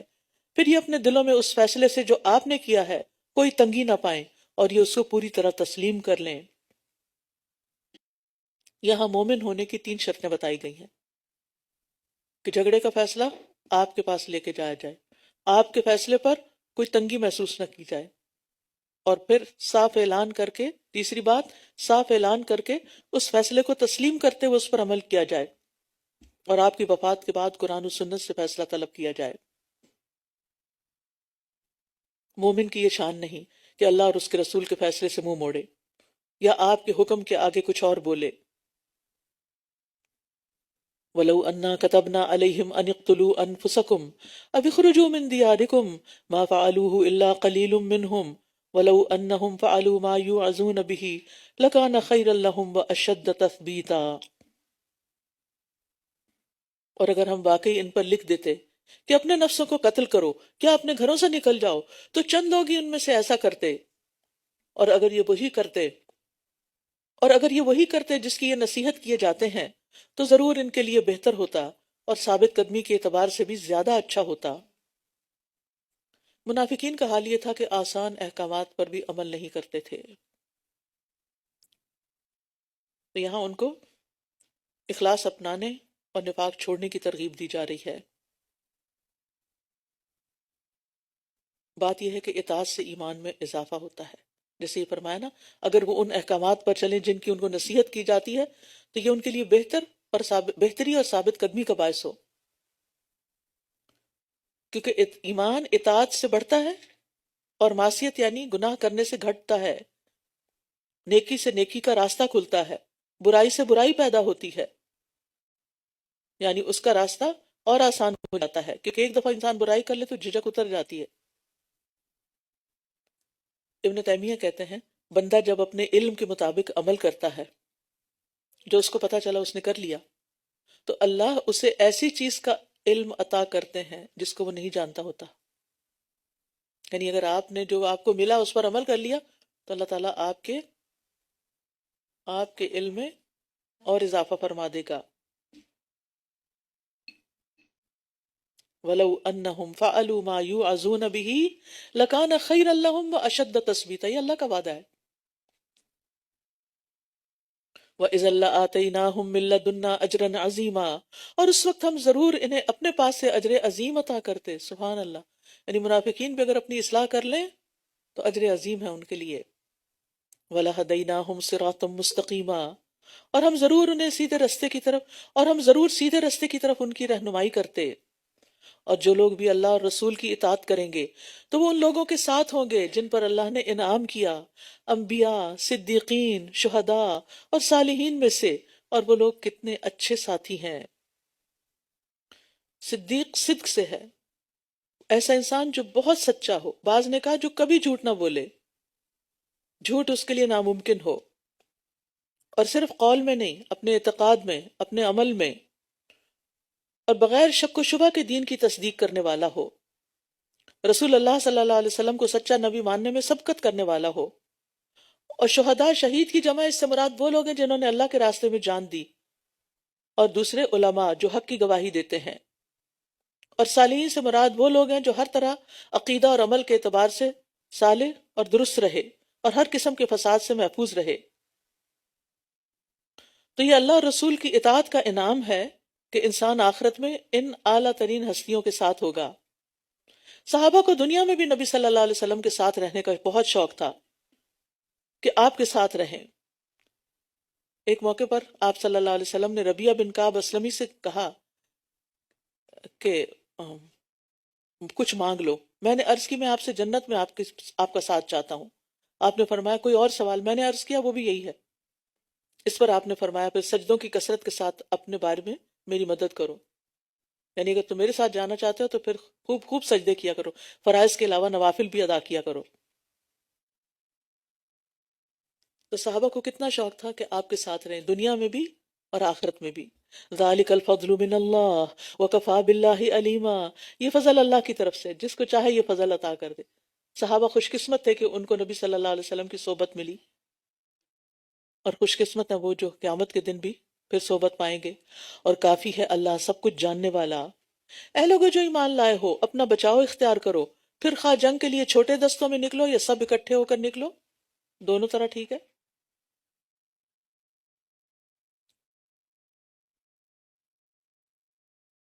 پھر چھوٹے دستوں میں نکلو یا سب اکٹھے ہو کر نکلو، اور بے شک تم میں سے کوئی ایسا بھی ہے جو نکلنے میں ضرور دیر لگاتا ہے، پھر اگر تمہیں کوئی مصیبت آ پہنچے تو کہتا ہے اللہ نے مجھ پر بڑا انعام کیا کہ میں ان کے ساتھ موجود نہ تھا۔ تو خیر کے کاموں میں منافقین سستی کرتے ہیں، اور جب پیچھے رہ جاتے ہیں تو اس پیچھے رہنے پر بھی خوش ہوتے ہیں۔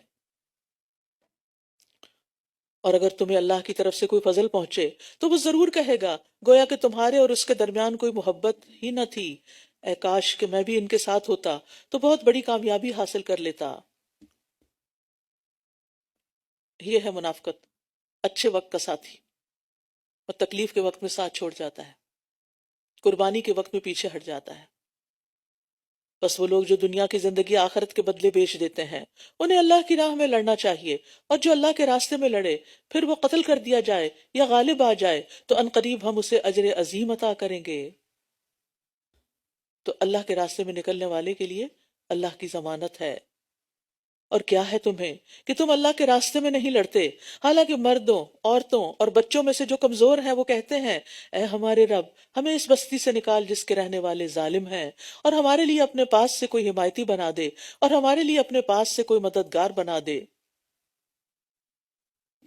مکہ میں بہت سے ایسے لوگ رہ گئے تھے جو آپ کے ساتھ ہجرت نہیں کر سکے تھے، ان کے رشتہ دار ان پر تشدد کرنے لگے تھے تاکہ انہیں اسلام سے پھیر کر پھر کافر بنا لیں۔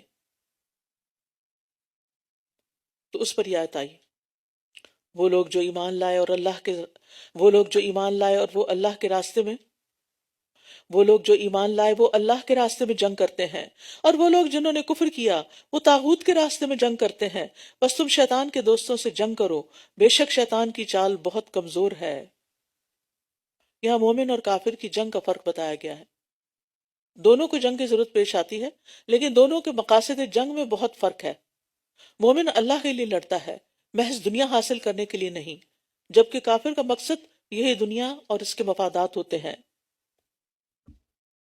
پھر فرمایا کیا آپ نے ان لوگوں کو نہیں دیکھا جنہیں کہا گیا تھا کہ اپنے ہاتھوں کو لڑائی سے روکے رکھو اور نماز قائم کرتے رہو اور زکوٰۃ ادا کرتے رہو، پھر جب ان پر جنگ کرنا فرض کر دیا گیا تو اس وقت ان میں سے ایک گروہ لوگوں سے اس طرح ڈر رہا تھا جیسے اللہ سے ڈرتے ہیں یا اس سے بھی زیادہ ڈرنا، اور انہوں نے کہا اے ہمارے رب تو نے ہم پر جنگ کرنا کیوں فرض کر دیا؟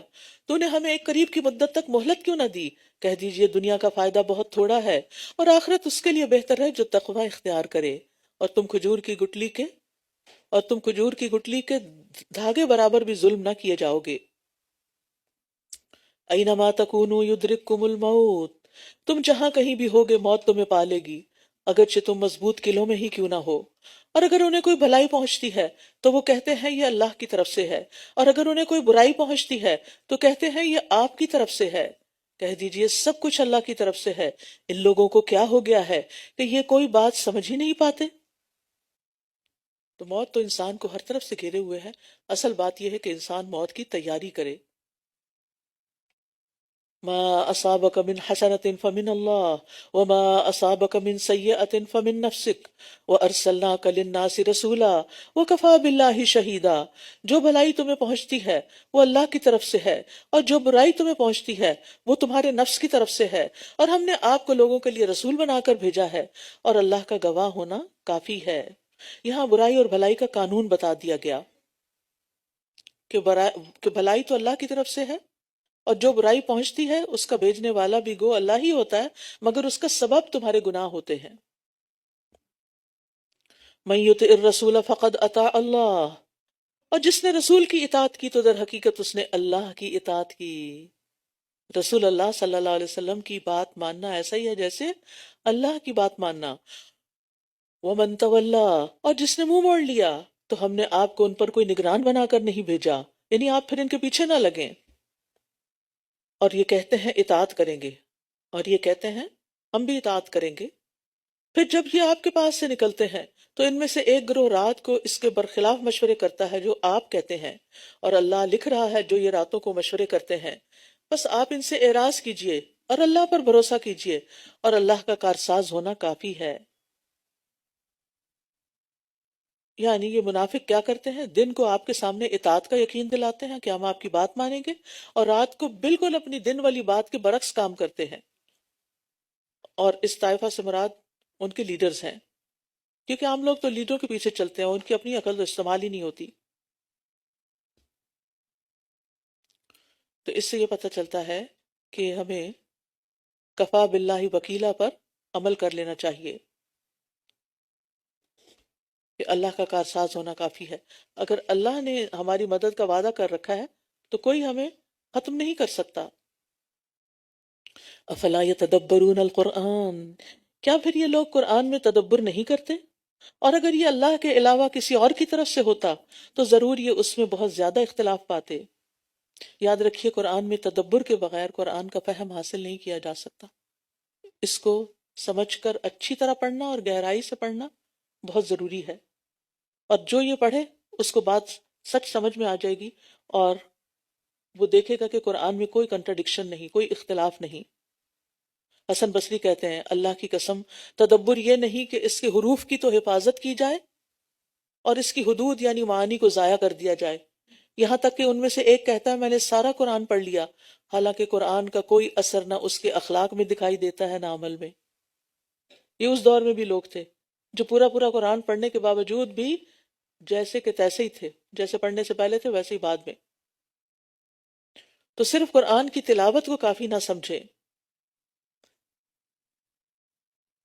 اور پھر تلاوت میں بھی تیز تلاوت کر کے بس سپارے پہ سپارہ ختم کرنا یہ ضروری، یہ کافی نہیں، اس سے بچنا چاہیے۔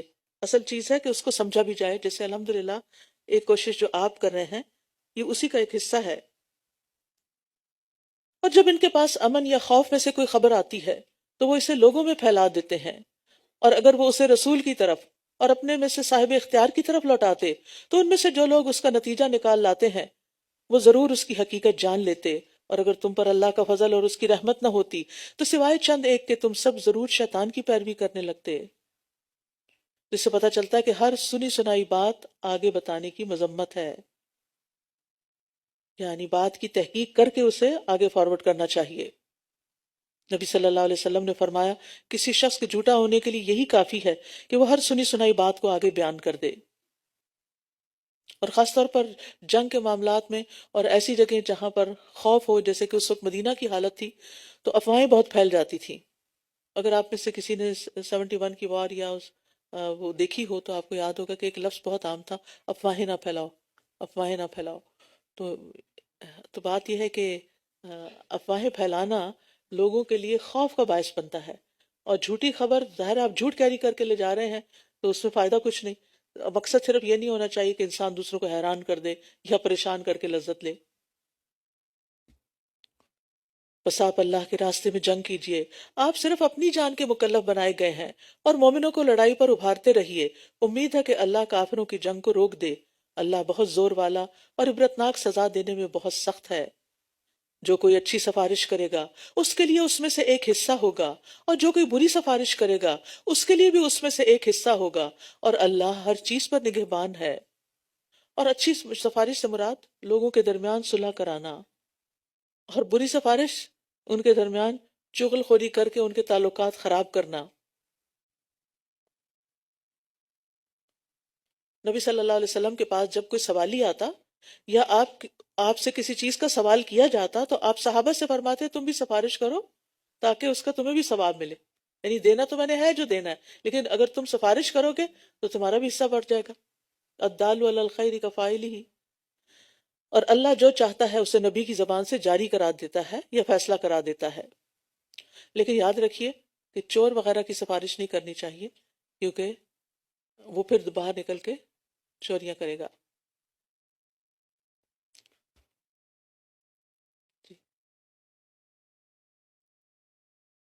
وَإِذَا حُيِّيتُم بِتَحِيَّةٍ فَحَيُّوا بِأَحْسَنَ مِنْهَا أَوْ رُدُّوهَا إِنَّ اللَّهَ كَانَ عَلَى كُلِّ شَيْءٍ حَسِيبًا. اللَّهُ لَا إِلَٰهَ إِلَّا هُوَ لَيَجْمَعَنَّكُمْ إِلَىٰ يَوْمِ الْقِيَامَةِ لَا رَيْبَ فِيهِ وَمَنْ أَصْدَقُ مِنَ اللَّهِ حَدِيثًا. اور جب تم سلامتی کی دعا دیے جاؤ تو تم بھی اس سے زیادہ اچھی دعا دو یا اسی کو لوٹا دو، یعنی سلام کا جواب دو. بے شک اللہ ہر چیز کا خوب حساب لینے والا ہے. جو لوگ خواہ مخواہ کا موڈ آف کر کے سلام کا جواب بھی نہیں دیتے، وہ سوچ لیں اللہ خوب حساب لینے والا ہے. سلام دیکھنے میں تو معمولی سی چیز لگتی ہے، اس کو ہم عبادت میں نہیں سمجھتے، حالانکہ یہ بہت باعث اجر بات ہے. ایک دعا ہے، السلام اللہ کے ناموں میں سے ایک نام ہے جسے اللہ نے زمین پر اتارا ہے، اور ہمیں حکم دیا نبی صلی اللہ علیہ وسلم نے کہ اس کو آپس میں پھیلاؤ. جب کوئی انسان دوسروں کو سلام کرتا ہے اور اسے جواب دیتے ہیں تو سلام کرنے والے کو ان پہ فضیلت حاصل ہوتی ہے، کیونکہ وہ انہیں بھی یاد کرا دیتا ہے. اور اگر وہ جواب نہ دے تو ایسے بندے جواب دیتے ہیں جو ان سے بہتر اور زیادہ پاکیزہ ہیں، فرشتے جواب دیتے ہیں. اس لیے آپ اس سے نہ گھبرائیں کہ اس نے جواب نہیں دینا تو میں نے سلام بھی نہیں کرنا. آپ کرتے رہیں، آتے جاتے سلام کرتے رہیں. جو ناراض ہے کسی دن راضی بھی ہو جائے گا. اور یہ آپس میں محبت بڑھانے کا ذریعہ ہے. رسول اللہ صلی اللہ علیہ وسلم نے فرمایا تم جنت میں داخل نہیں ہو سکو گے جب تک ایمان نہ لاؤ، اور تم ایمان نہیں لا سکتے جب تک آپس میں محبت نہ کرو. کیا میں تمہیں ایسی بات نہ بتاؤں کہ جب تم اس پر عمل کرو گے تو تمہارے درمیان محبت پیدا ہو جائے گی. آپس میں سلام کو عام کرو. آپ یہ کام گھروں سے شروع کریں، بچوں کو سلام کریں، ہسبینڈ کو سلام کریں، اور ان کو جواب دینے کا طریقہ بھی بتائیں. افسوس یہ کہ اب ہمارے بچے سلام سے دور ہو گئے ہیں اور ادھر ادھر کے الفاظ انہوں نے اختیار کر لیے ہیں. تو بار بار انہیں یاد دہانی کرائیں، بار بار تاکید کریں تاکہ جنت میں جانے کے قابل ہوں. نبی صلی اللہ علیہ وسلم فرمایا تم جنت میں داخل نہ ہو سکو گے جب تک ایمان نہ لاؤ، اور تم ایمان نہیں لا سکتے جب تک آپس میں محبت نہ کرو. تو آپس کی محبت صرف گھر سے باہر والوں کے ساتھ نہیں، گھر کے اندر بھی آپس کی محبت، اس کو پیدا کرنے کی کوشش کرنی چاہیے، اور ان چیزوں سے بچنا چاہیے جو ان محبتوں کو اجاڑ دیں، جو محبتوں کے منافی ہیں. اگر آپ دیکھتے ہیں کہ گھر والوں کو کوئی چیز پسند نہیں تو اس سے اجتناب کریں، کریں، صبر سے کام لیں. اللہ وہ ہے کہ جس کے سوا کوئی معبود نہیں، وہ تمہیں قیامت کے دن ضرور جمع کرے گا جس میں کوئی شک نہیں، اور اللہ سے بڑھ کر بات میں کون سچا ہے. تو ایک دن اللہ کے سامنے کھڑے ہونا ہے ہم سب نے. سوچیں ہم نے اس کی کیا تیاری کی ہے. امیجن کریں اس وقت کہ آپ اللہ کے سامنے کھڑے ہیں، کیا حال ہوگا؟ اور اگر کوئی ایسا کام کیا جو اللہ کو پسند نہیں تو اس پر ہم کیا جواب دیں گے؟ اور اللہ تعالیٰ کو خوش کرنے کے لیے کون سے کام خالص اس کی رضا کے لیے، اس کی خوشی کے لیے کر رہے ہیں؟ پھر فرمایا فَمَا لَكُمْ فِي الْمُنَافِقِينَ فِئَتَيْنِ، اے مسلمانوں تمہیں کیا ہو گیا ہے کہ تم منافقین کے بارے میں دو گروہ ہو گئے ہو، جبکہ اللہ نے انہیں ان کی کمائی کے سبب الٹا پھیر دیا ہے۔ کیا تم چاہتے ہو کہ تم انہیں ہدایت دو جنہیں اللہ نے گمراہ کر دیا، اور جسے اللہ گمراہ کر دے تو آپ اس کے لیے ہرگز کوئی راستہ نہ پائیں گے۔ زید بن ثابت کہتے ہیں کہ جب نبی صلی اللہ علیہ وسلم غزوہ احد کے لیے نکلے تو کچھ لوگ آپ کا ساتھ چھوڑ کر راستے سے ہی واپس ہو گئے۔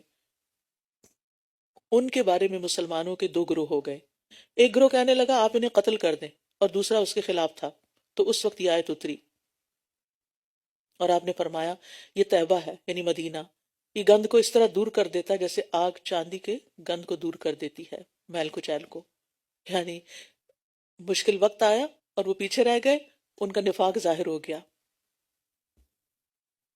وہ دل سے چاہتے ہیں، کون؟ منافقین، وہ دل سے چاہتے ہیں کاش تم بھی کفر کرو جیسے انہوں نے کفر کیا، انہوں نے دلوں میں چھپایا ہوا ہے، پھر تم سب برابر ہو جاؤ، لہٰذا تم ان میں سے کسی کو دوست نہ بناؤ یہاں تک کہ یہ اللہ کے راستے میں ہجرت کر جائیں، پھر اگر یہ منہ موڑ جائیں تو جہاں کہیں بھی تم انہیں پاؤ انہیں پکڑو اور انہیں قتل کرو، اور تم ان میں سے کسی کو بھی دوست اور مددگار نہ بناؤ سوائے ان لوگوں کے جو ایسی قوم سے جا ملتے ہیں کہ تمہارے اور ان کے درمیان معاہدہ ہو چکا ہے، یا یہ تمہارے پاس اس حال میں آتے ہیں کہ تم سے لڑنے یا اپنی قوم سے لڑنے میں ان کے سینے تنگ ہوتے ہیں، اور اگر اللہ چاہتا تو ضرور انہیں تم پر مسلط کر دیتا، پھر وہ ضرور تم سے لڑتے، پھر اگر یہ تم سے کنارہ کشی کریں اور تم سے لڑائی نہ کریں اور تمہاری طرف صلح کا پیغام بھیجیں تو اللہ نے تمہارے لیے ان پر لڑائی مسلط کرنے کا کوئی راستہ نہیں بنایا۔ ان قریب تم کچھ اور لوگوں کو بھی پاؤ گے جو چاہتے ہیں کہ تم سے بھی امن میں رہیں اور اپنی قوم سے بھی امن میں رہیں۔ جب کبھی یہ فتنے فساد کی طرف لوٹائے جاتے ہیں تو یہ اس میں الٹے منہ ڈال دیے جاتے ہیں، پھر اگر یہ تم سے کنارہ کشی نہ کریں اور تمہاری طرف صلح کا پیغام نہ ڈالیں اور تم سے اپنے ہاتھوں کو نہ روکیں تو انہیں پکڑو اور جہاں کہیں تم انہیں پاؤ قتل کر دو، اور یہی وہ لوگ ہیں جن پر ہم نے تمہارے لیے واضح غلبہ رکھا ہے۔ بات یہ ہے کہ کبھی زیادہ نافرمانیاں کرنے کی وجہ سے انسان کے اعمال اس کے مرتد ہونے کا سبب بن جاتے ہیں، وہ دین سے ہی نکل جاتا ہے، دین سے ہی پھر جاتا ہے، کیونکہ برائی کو کھینچتی ہے۔ صغیرہ گناہ کبیرہ گناہوں کو دعوت دیتے ہیں اور کبیرہ گناہ کفر کی طرف لے جاتے ہیں۔ تو اس لیے یہاں پر فرمایا واللہ ارکسہم بما کسبوا، ان کے اعمال کی وجہ سے اللہ نے ان کے ساتھ یہ معاملہ کیا ہے۔ تو بی کیئرفل، ہم اپنے اعمال کو جھانچتے رہیں، دیکھتے رہیں کہ کہیں ایسا نہ ہو کہ کوئی ایسی چیز آ جائے کہ جو ہمیں اور زیادہ گناہ کی طرف لے جائے۔ اور کچھ گناہ تو براہ راست ہی نفاق سے تعلق رکھتے ہیں۔ پھر فرمایا اور ایک مومن کے لیے کسی مومن کو قتل کرنا جائز نہیں مگر یہ کہ غلطی سے قتل ہو جائے، اور جو کوئی کسی مومن کو غلطی سے قتل کر دے تو اس کے ذمہ ایک مومن غلام کو آزاد کرنا ہے، اور اس مقتول کے وارثوں کو دیت ادا کرنا ہے، مگر یہ کہ وہ اپنا حق بطور صدقہ خود معاف کر دیں۔ پھر اگر وہ مقتول تمہاری دشمن قوم میں سے ہو اور وہ مومن بھی ہو تو ایک مومن غلام کو آزاد کرنا ہے، اور اگر وہ مقتول ایسی قوم میں سے ہو کہ تمہارے اور اس کے درمیان کوئی معاہدہ ہے تو دیت اس کے وارثوں کے سپرد کی جائے گی، اور ایک مومن غلام کو بھی آزاد کرنا ہوگا۔ پھر جو کوئی غلام نہ پائے تو اس کے ذمہ 2 ماہ کے لگاتار روزے رکھنا ہے، ایک بھی مس کیا تو پھر سے دوبارہ گنتی شروع ہوگی۔ یہ اللہ کی طرف سے توبہ کرنے کا طریقہ ہے، اور اللہ بہت علم والا خوب حکمت والا ہے۔ تو بات یہ ہے کہ مومن کی یہ شان کے خلاف ہے کہ کسی دوسرے مومن کو قتل کر دے، لیکن غلطی ہو سکتی ہے، مثلا تیر کسی اور کو مار رہا ہے، کسی پرندے کو لگا رہا ہے اور وہ لگ گیا کسی انسان کو، جیسے موسیٰ علیہ السلام نے گھونسا مارا تھا اور اس سے وہ شخص مر گیا۔ تو مومن کی جان، مال اور اس کی عزت سب دوسرے مومن پر حرام ہے۔ رسول اللہ صلی اللہ علیہ وسلم نے فرمایا اگر تمام آسمان والے اور زمین والے کسی مومن کے قتل میں شریک ہوں تو اللہ ان سب کو آگ میں دھکیل دے گا۔ اس لیے قتل کرنا تو درکنار، کسی کے قتل کا مشورہ بھی نہیں دینا چاہیے اور دھمکی بھی نہیں دینی چاہیے۔ اور ارادہ بھی نہیں کرنا چاہیے. قانون کو اپنے ہاتھ میں لینے کی تو قطعاً اجازت نہیں. جی ہاں جی، بعض لوگ باتیں کرتے ہوئے کہتے ہیں I'll kill you, I'll kill you. یہ بات، یہ جملہ اپنی زبان سے نکال دیں، اپنی گفتگو سے. اور جو کسی مومن کو جان بوجھ کر قتل کر ڈالے، اور جو کسی مومن کو جان بوجھ کر قتل کر ڈالے تو اس کا بدلہ جہنم ہے جس میں وہ ہمیشہ رہے گا، اور اللہ اس پر غضبناک ہو گیا اور اس پر لعنت کی، اور اس کے لیے بہت بڑا عذاب تیار کر رکھا ہے. اے لوگو جو ایمان لائے ہو، جب تم اللہ کی راہ میں سفر کرو تو خوب تحقیق کر لیا کرو، اور جو تمہیں سلام کرے اسے یہ نہ کہو کہ تم مومن نہیں. تم دنیا کی زندگی کا سامان چاہتے ہو تو اللہ کے پاس بہت سے غنائم ہیں، بہت سی غنیمتیں ہیں. تم بھی پہلے اسی طرح تھے تو اللہ نے تم پر احسان فرمایا، لہٰذا تم تحقیق کر لیا کرو. بلا شبہ جو عمل بھی تم کرتے ہو اللہ اس کی خوب خبر رکھنے والا ہے. ابن عباس کہتے ہیں کہ ایک شخص اپنی تھوڑی سی بکریوں کے پاس تھا. کچھ مسلمان وہاں سے گزرے، اس نے السلام علیکم کہا، لیکن مسلمانوں نے اس کو مار ڈالا، اس کی بکریاں لے لی. اس پر اللہ تعالیٰ نے یہ آیت نازل کی. انہوں نے کہا شاید یہ اپنے آپ کو بچانے کے لیے ایسا کر رہا ہے. فرمایا تم دنیا کا سامان چاہتے ہو، اس سے مراد وہ بکریاں تھیں جو وہ انہوں نے لی.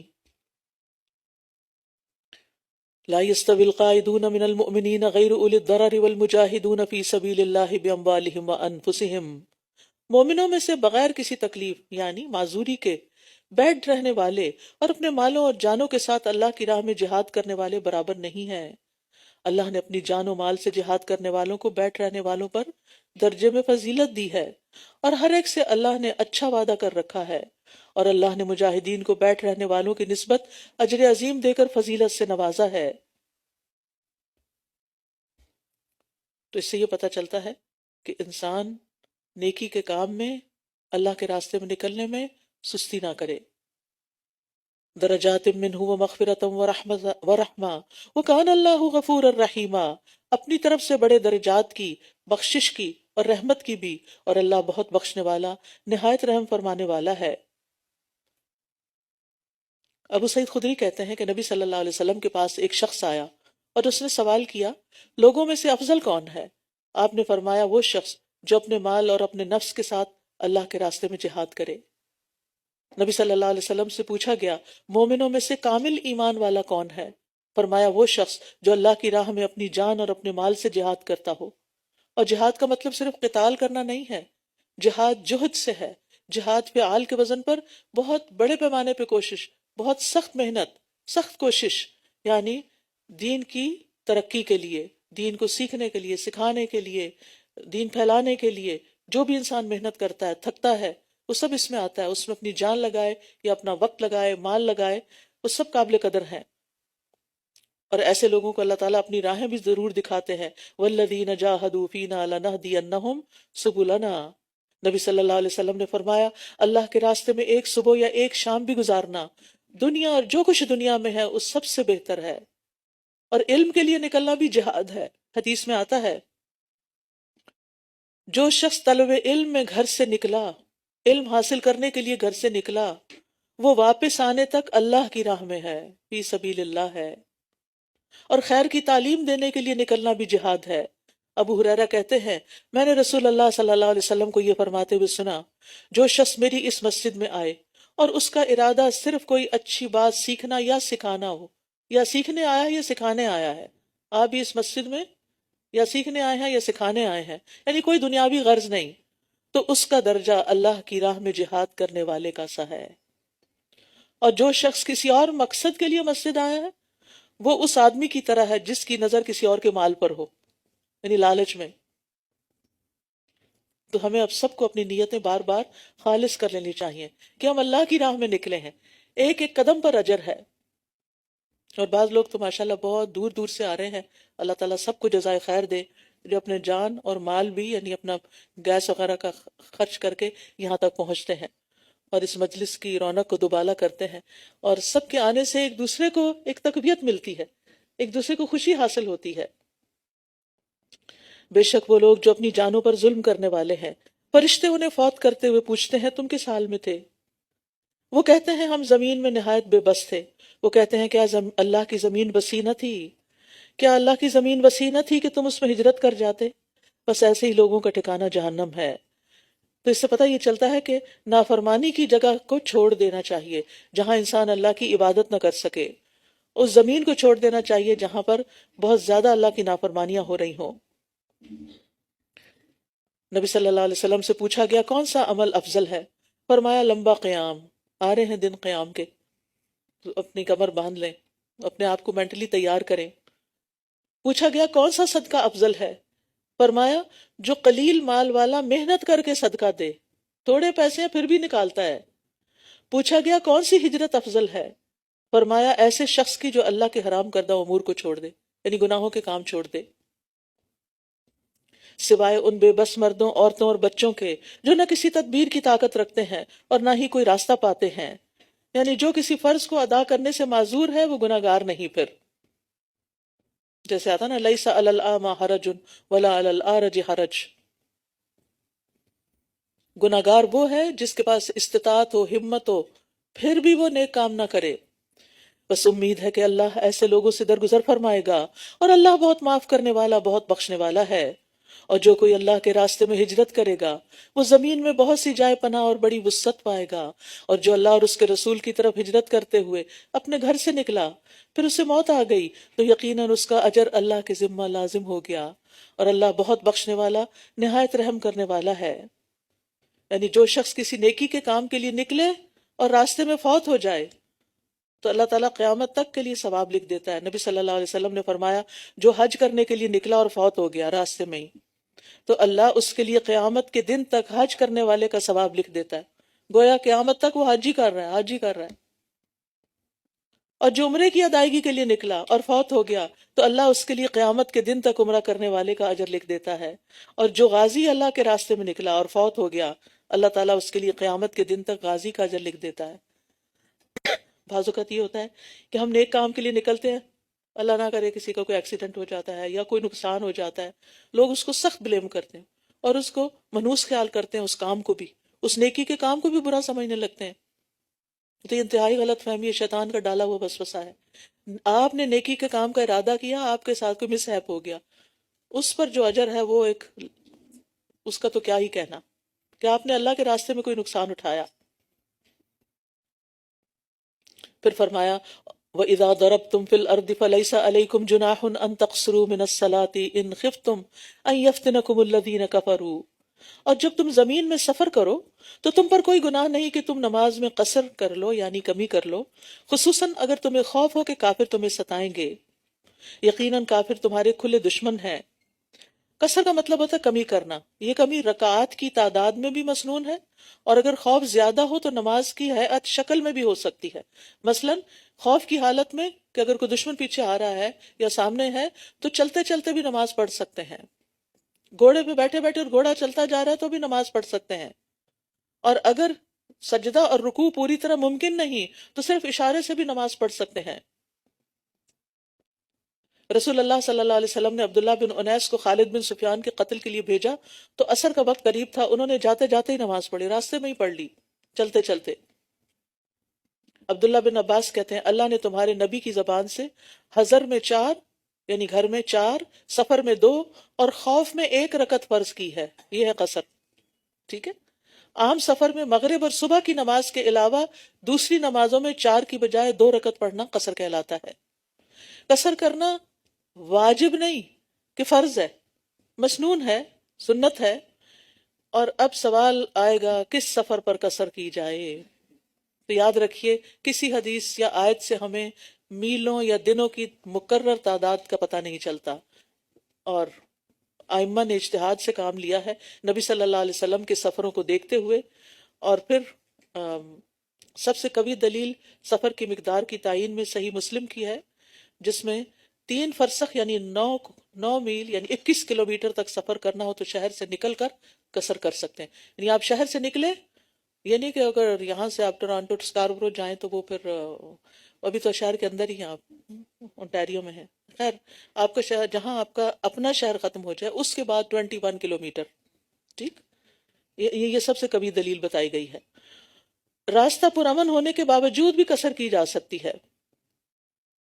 نماز قصر میں نفل پڑھنا ثابت نہیں، یعنی سنت وغیرہ ادا نہیں کرنی ہوتی سوائے فجر کی سنتوں کے، وہ آپ نے کبھی نہیں چھوڑی تھی۔ نبی صلی اللہ علیہ وسلم اپنی سواری پر نفل پڑھتے رہتے تھے، یعنی سنت نماز کی نہیں لیکن نفل پڑھتے تھے، یعنی ویسے ہی جیسے نفل تو کبھی بھی کسی وقت بھی پڑھے جا سکتے ہیں۔ مسافر جو ہے اگر مقیم کے پیچھے نماز پڑھ رہا ہو تو پوری پڑھے گا۔ مثلا آپ کسی اور شہر میں گئے ہیں، مسجد میں نماز پڑھ رہے ہیں، امام نے 4 رکعت پڑھی تو آپ 2 کے بعد سلام نہیں پھیر سکتے، آپ کو 4 ہی پڑھنی ہوگی، اور خوف ختم ہونے کی صورت میں مکمل نماز پڑھنی ہوگی۔ پھر فرمایا وَإِذَا كُنْتَ فِيهِمْ فَأَقَمْتَ لَهُمُ الصَّلَاةَ، اور جب آپ ان میں موجود ہوں پھر آپ ان کے لیے نماز قائم کریں تو چاہیے کہ ان میں سے ایک گروہ اپنے ہتھیار لے کر آپ کے ساتھ جماعت کے لیے کھڑا ہو جائے، پھر جب وہ سجدہ کر چکیں تو چاہیے کہ وہ آپ کے پیچھے آ جائیں اور دوسرا گروہ جس نے ابھی نماز نہیں پڑھی وہ آگے آ جائے، پھر وہ آپ کے ساتھ نماز ادا کرے اور وہ اپنا بچاؤ اور اپنا اسلحہ پکڑے رکھیں۔ جن لوگوں نے کفر کیا وہ تو چاہتے ہیں کہ کاش تم اپنے اسلحے اور اپنے ساز و سامان سے غافل ہو جاؤ تو وہ تم پر یک بارگی حملہ کر دیں، اور اگر بارش کی وجہ سے تمہیں کوئی تکلیف ہو یا تم بیمار ہو تو تم پر کوئی گناہ نہیں کہ تم اپنا اسلحہ اتار کر رکھ دو اور اپنا بچاؤ کیے رکھو، بے شک اللہ نے کافروں کے لیے رسوا کن عذاب تیار کر رکھا ہے۔ پھر جب تم نماز پوری کر چکو تو اللہ کو یاد کرو کھڑے بیٹھے اور اپنے پہلوؤں پر یعنی لیٹے ہوئے، پھر جب تمہیں اطمینان ہو جائے تو نماز ادا کرو، بے شک نماز مومنوں پر مقررہ اوقات میں فرض ہے۔ ان الصلاۃ کانت علی المؤمنین کتابا موقوتا۔ تو اس آیت سے کیا پتہ چلتا ہے کہ نماز پڑھنے کے بعد بھی ذکر کیا جاتا ہے۔ نماز ایک فارمل ذکر کی ایک فارمل حالت ہے، لیکن اس کے علاوہ اٹھتے بیٹھتے چلتے پھرتے کوکنگ کرتے لانڈری کرتے آتے جاتے گھر میں کام کرتے آپ اپنی زبان سے ذکر جاری رکھیں۔ قرآن مجید میں آتا ہے نا فَإِذَا فَرَغْتَ فَانْصَبْ، جب تم فارغ ہو تو محنت کرو۔ ہمارے دین میں چھٹی کا کانسیپٹ نہیں ہے کہ آرام کرو اور پھر کچھ نہ کرو، اب نماز پڑھ لی اب تھوڑا لیٹ جاؤ سو جاؤ، ٹھیک ہے سونے کا وقت ہو ضرور عشاء پڑھ کے سو جاؤ، لیکن یہ نہیں کہ ہر نماز کے بعد مصلی پہ ہی لیٹ جاؤ اور وہیں سے موبائل اٹھا کے دیکھنا شروع کر دو۔ مطلب یہ ہے کہ ایک عبادت سے فارغ ہو کر پھر دوسری عبادت میں لگ جاؤ، کیونکہ ہمیں پیدا ہی اس کام کے لیے کیا گیا ہے۔ اور خاص طور پر نماز سے فارغ ہو کر اللہ کی بڑائی بیان کریں، اللہ سے مناجات کریں، دعائیں کریں، تسبیحات پڑھیں، آیت الکرسی پڑھیں فرض نماز کے بعد، اور نماز کی جگہ پر بیٹھے رہنے کا بھی بڑا ثواب ہے۔ جب تک انسان بیٹھا رہتا ہے فرشتے اس کے لیے دعائیں کرتے رہتے ہیں، اللہم اغفر لہ اللہم ارحمہ، اور پھر وقت پر نماز پڑھی جائے۔ نماز کو مؤخر کرنے کی مذمت ہے۔ نبی صلی اللہ علیہ وسلم نے فرمایا نیند میں قصور نہیں، قصور جاگنے کی حالت میں ہوتا ہے، وہ یہ کہ تم کسی نماز کو اس حد تک مؤخر کر دو کہ دوسری نماز کا وقت آ جائے، اور جو نماز چھوڑ دے قضا کر دے، فرمایا جس نے نماز ترک، ابن مسعود کہتے ہیں جس نے نماز ترک کی اس کا کوئی دین نہیں۔ قیامت کے دن سب سے پہلا حساب بھی نماز ہی کا ہوگا۔ اور تم دشمن قوم کی تلاش میں کمزوری نہ دکھاؤ، اگر تم تکلیف اٹھاتے ہو تو یہ بھی تکلیف اٹھاتے ہیں جیسا کہ تم تکلیف اٹھاتے ہو، اور تم اللہ سے وہ امید رکھتے ہو جو یہ نہیں رکھتے، اور اللہ بہت علم والا بہت حکمت والا ہے۔ بے شک ہم نے آپ کی طرف حق کے ساتھ کتاب نازل کی ہے تاکہ آپ لوگوں کے درمیان اس کے مطابق فیصلہ کریں جو اللہ نے آپ کو سجھایا ہے، اور آپ خیانت کاروں کی طرف سے جھگڑا کرنے والے نہ بنیں۔ کسی باطل کے معاملے میں جھگڑنے والے کا ساتھ نہیں دینا چاہیے، اس سے منع کیا گیا ہے۔ یعنی اگر آپ کو پتا ہو، مثلا کوئی وکیل ہے اور اس کو پتا ہو کہ جو اس کا کلائنٹ ہے وہ 100% مجرم ہے، تو اس کی پھر وکالت نہ کرے۔ وَاسْتَغْفِرِ اللَّهَ إِنَّ اللَّهَ كَانَ غَفُورًا رَحِيمًا، اور اللہ سے بخشش مانگیں، بے شک اللہ بہت بخشنے والا نہایت رحم کرنے والا ہے۔ اور آپ ان لوگوں کی طرف سے جھگڑا نہ کیجیے جو اپنے آپ سے خیانت کرتے ہیں، بے شک اللہ بہت خیانت کرنے والے سخت گناہگار سے محبت نہیں کرتا۔ یہ لوگوں سے تو چھپ سکتے ہیں مگر اللہ سے نہیں چھپ سکتے، اور وہ ان کے ساتھ ہوتا ہے جب یہ راتوں کو ان باتوں پر مشورے کرتے ہیں جن سے وہ راضی نہیں ہوتا، اور جو عمل بھی یہ کرتے ہیں اللہ ان سب کا احاطہ کیے ہوئے ہے۔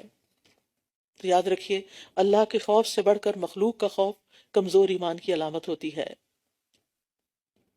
اور راتوں کو مشورے کرنے کا مطلب کیا ہے کہ چھپ کے باتیں کرتے، ورنہ جو انسان سچا ہو تو وہ اس کو چھپنے کی ضرورت نہیں ہوتی، وہ کہیں بھی بات کر سکتا ہے۔ ہاں تم ہی وہ لوگ ہو جنہوں نے دنیا کی زندگی میں ان کی طرف سے جھگڑا کیا، تو قیامت کے دن ان کی طرف سے کون اللہ سے جھگڑا کرے گا یا کون ان کا وکیل ہوگا؟ وَمَن يَعْمَلْ سُوءًا أَوْ يَظْلِمْ نَفْسَهُ ثُمَّ يَسْتَغْفِرِ اللَّهَ يَجِدِ اللَّهَ غَفُورًا رَحِيمًا. کتنی خوبصورت آیت ہے. اور جو کوئی برا عمل کرے، اور جو کوئی برا عمل کرے یا اپنی ذان اور جو کوئی برا عمل کر بیٹھے یا اپنی جان پر ظلم کر لے، پھر وہ اللہ سے بخشش مانگے تو وہ اللہ کو بہت بخشنے والا، نہایت رحم کرنے والا پائے گا. اللہ اکبر، کتنی بڑی خوشخبری ہے. ہم میں سے کون ہے جس سے گناہ نہ ہو؟ اور پھر گناہوں کی وجہ سے مایوسی ہونے لگتی ہے، ہر وقت کی پریشانی لگی رہتی ہے. اس سے نکلنے کی ضرورت ہے تاکہ انسان اپنی صلاحیتوں کو اچھے کاموں میں استعمال کرے، نہ کہ صرف گلٹ میں جیے اور بیمار پڑ جائے اور کسی کام کے قابل نہ رہے. تو یہ اللہ تعالیٰ کا عفو و کرم ہے، اللہ تعالیٰ کی وسعت رحمت اور مغفرت ہے. انسان کے گناہ آسمانوں، زمین اور پہاڑوں سے بھی بڑے کیوں نہ ہوں، جب وہ اللہ کی طرف رجوع کرتا ہے تو اللہ تعالیٰ سارے معاف کر دیتا ہے. اور جو کوئی گناہ کماتا ہے تو بے شک وہ اپنے ہی خلاف کماتا ہے، اور اللہ بہت علم والا، بہت حکمت والا ہے. یعنی گناہ انسان کے اوپر ہی پلٹتا ہے، ہر انسان اپنے گناہ کا خود ذمہ دار ہوتا ہے. وَلَا تَزِرُ وَازِرَةٌ وِزْرَ أُخْرَىٰ. گناہ کے سبب انسان پہ ذلت چھا جاتی ہے، نعمتوں کا زوال ہو جاتا ہے، مصائب اترتے ہیں. عمر رضی اللہ عنہ جب عباس رضی اللہ عنہ سے بارش کی دعا کے لیے کہنے گئے تو کہا، اللہ بے شک مصیبتیں گناہوں کی وجہ سے ہی نازل ہوتی ہیں اور انہیں صرف توبہ ہی ہٹا سکتی ہے. اور جو کوئی کسی خطا یا گناہ کا ارتکاب کرے پھر وہ کسی بے گناہ پر اس کا الزام لگا دے تو یقیناً اس نے بڑے بہتان اور کھلم کھلے گناہ کا بوجھ اٹھایا. اور اگر آپ پر اللہ کا فضل اور اس کی رحمت نہ ہوتی تو ان منافقین میں سے ایک گروہ نے آپ کو بہکا دینے کا ارادہ ہی کر لیا تھا. آپ کو بہکا دینے کا ارادہ کر ہی لیا تھا، حالانکہ یہ آپ کو ہی بہکا سکتے ہیں، حالانکہ یہ اپنے آپ ہی کو بہکا سکتے ہیں. اس کو درست کر لیجئے، حالانکہ یہ اپنے آپ کو ہی بہکا سکتے ہیں اور یہ آپ کو کچھ بھی نقصان نہیں دے سکتے. اور اللہ نے آپ پر کتاب اور حکمت نازل کی اور آپ کو وہ سکھایا جو آپ جانتے نہ تھے، اور آپ پر اللہ کا بہت بڑا فضل ہے. ان کی اکثر سرگوشیوں میں کوئی بھلائی نہیں ہوتی سوائے اس شخص کے جو صدقہ کرنے یا نیکی کرنے یا لوگوں کے درمیان صلح کرانے کا کام حکم دے. اور جو کوئی اللہ کی رضامندی حاصل کرنے کے لیے ایسا کرے گا تو ہم ضرور اسے اجر عظیم سے نوازیں گے. منافق لوگ راتوں کو بیٹھ کے الگ مشورے کرتے، اکثر بری باتیں سوچتے جو خیر سے خالی ہوتی. تو یہاں بتایا گیا کہ بات واضح کرنی چاہیے، لیکن کچھ باتیں چھپ کے بھی کر سکتے ہیں. ان میں صدقہ دینا چھپا کر تاکہ لینے والا شرمندہ نہ ہو، اچھا مشورہ کسی کو دینا، لوگوں کے درمیان صلح کروانا. تو ایسے کاموں میں انسان سرگوشی کر سکتا ہے. اور لوگوں میں اصلاح کرانا جو ہے یہ نفلی عبادات سے بھی زیادہ افضل کام ہے. نبی صلی اللہ علیہ وسلم نے فرمایا، کیا میں تمہیں نماز، روزہ اور صدقے سے افضل درجے کا عمل نہ بتاؤں؟ صحابہ نے عرض کیا، کیوں نہیں؟ آپ نے فرمایا، آپس میں صلح کروانا، جبکہ لوگوں میں پھوٹ اور فساد ڈالنا دین کو موڑنے والی چیز ہے. نبی صلی اللہ علیہ وسلم نے فرمایا، آپس میں صلح کروانا افضل صدقہ ہے. وَمَن يُشَاقِقِ الرَّسُولَ مِن بَعْدِ مَا تَبَيَّنَ لَهُ الْهُدَىٰ. اور جو شخص ہدایت واضح ہو جانے کے بعد رسول کی مخالفت کرے اور مومنوں کے راستے کے علاوہ کسی اور راستے کی پیروی کرے تو ہم اسے اسی طرف پھیر دیں گے جدھر وہ پھر گیا، اور ہم اسے جہنم میں جلائیں گے اور ہم اسے جہنم میں جلائیں گے اور وہ بہت بری لوٹنے کی جگہ ہے. اللہ اکبر. ہدایت ملنے کے بعد پھر سنت کی مخالفت اور مومنوں کا راستہ چھوڑ کر کسی اور راستے کی طرف چل پڑنا، یہ انسان کے لیے تباہی کا راستہ اختیار کرنے کے برابر ہے. اس پر وعید ہے. ہمارے لیے رول ماڈل کون ہے؟ صحابہ کرام. وہ کس کے راستے پہ چلتے تھے؟ وہ ہر بات میں کس چیز کو مد نظر رکھتے تھے؟ نبی صلی اللہ علیہ وسلم. سبیل المومنین سے مراد یہاں کس کا راستہ ہے؟ صحابہ کا راستہ، کیونکہ اس زمانے میں اور کون مومن تھا؟ صحابہ ہی مومن تھے نا، اس لیے انہی کے راستے پر چلنا ضروری ہے.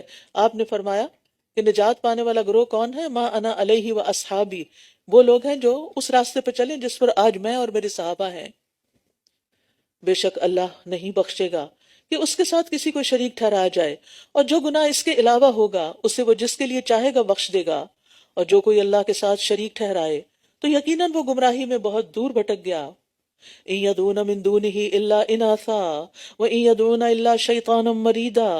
یہ لوگ اللہ کو چھوڑ کر دیویوں کو ہی پکارتے ہیں یہ لوگ اللہ کو چھوڑ کر دیویوں کو پکارتے ہیں، اور یہ صرف سرکش شیطان کو ہی پکارتے ہیں۔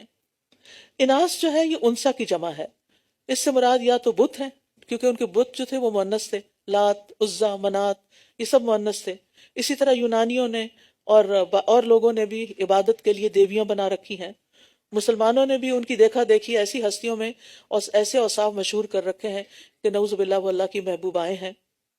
اور بعض پیر فقیر اپنے جو حال حلیہ ہے وہ عورتوں والا بنا کے رکھتے ہیں، چوڑیاں اور زیور پہن کے رکھتے ہیں، ہار اور مالائیں پہن کے رکھتے ہیں، شاید کوئی شکل ذہن میں آئی رہی ہو۔ تو یہ سب چیزیں صحابہ میں نہیں تھیں اور ان کی ممانعت ہے۔ اللہ کے سوا کسی کو بھی پکارنا دراصل اس کی عبادت کرنا ہے، الدعاء هو العبادہ۔ تو غیبی مدد کسی سے بھی نہیں لی جا سکتی سوائے اللہ تعالیٰ کے، کیونکہ یہ بھی شرک کی قسم ہے۔ اس کے علاوہ قیام، رکوع، سجدہ، نذر و نیاز، صدقہ خیرات اور دعا کرنا، یہ سب اللہ کے سوا اگر کسی اور کے لیے کیا جا رہا ہے تو یہ بھی شرک میں شامل ہو جاتا ہے۔ آپ نے پکچر تو نہیں لی؟ پلیز اگر لیے تو اس کو ڈیلیٹ کر دیں، میری پکچر لینا منع ہے۔ لعنہ اللہ وقال لأتخذن من عبادک نصیبا مفروضا، اللہ نے اس پر لعنت کی اور اس نے کہا میں تیرے بندوں میں سے ایک حصہ، اللہ نے اس پر لعنت کی اور اس نے کہا میں تیرے بندوں میں سے ایک مقرر حصہ ضرور لے کر رہوں گا۔ یہ کون ہے؟ شیطان، جس نے اولاد آدم کی پیدائش سے ہی ان کی دشمنی کا تہیہ کر لیا، حتیٰ کہ جب بچہ پیدا ہوتا ہے تو شیطان اس کو چھوتا ہے اور اس کے چھونے کی وجہ سے وہ زور سے چیختا ہے۔ اور کیا کہا اس نے؟ اور میں ضرور انہیں راہ سے بھٹکا دوں گا، اور میں انہیں خوب امیدیں دلاؤں گا، اور میں ضرور انہیں حکم دوں گا تو یہ مویشیوں کے کان چیر دیں گے، جیسے صائبہ اور وسیلہ حام وغیرہ تھے، بحیرہ اور صائبہ تھے۔ اور میں ضرور انہیں حکم دوں گا تو یہ اللہ کی تخلیق کو بدل ڈالیں گے، اور جو کوئی اللہ کو چھوڑ کر شیطان کو دوست بنائے تو یقیناً اس نے کھلم کھلا نقصان اٹھایا۔ شیطان جھوٹی امیدیں دلاتا ہے۔ تم نے حج کر لیا، اب اتنی اور نیکیاں کرنے کی کیا ضرورت ہے؟ نماز تم پڑھتے ہو، اور نیک اعمال کی کیا ضرورت ہے؟ تم صدقہ خیرات کرتے ہو، تمہیں درس لینے کی اور یہ سب علم سیکھنے کی کیا ضرورت ہے؟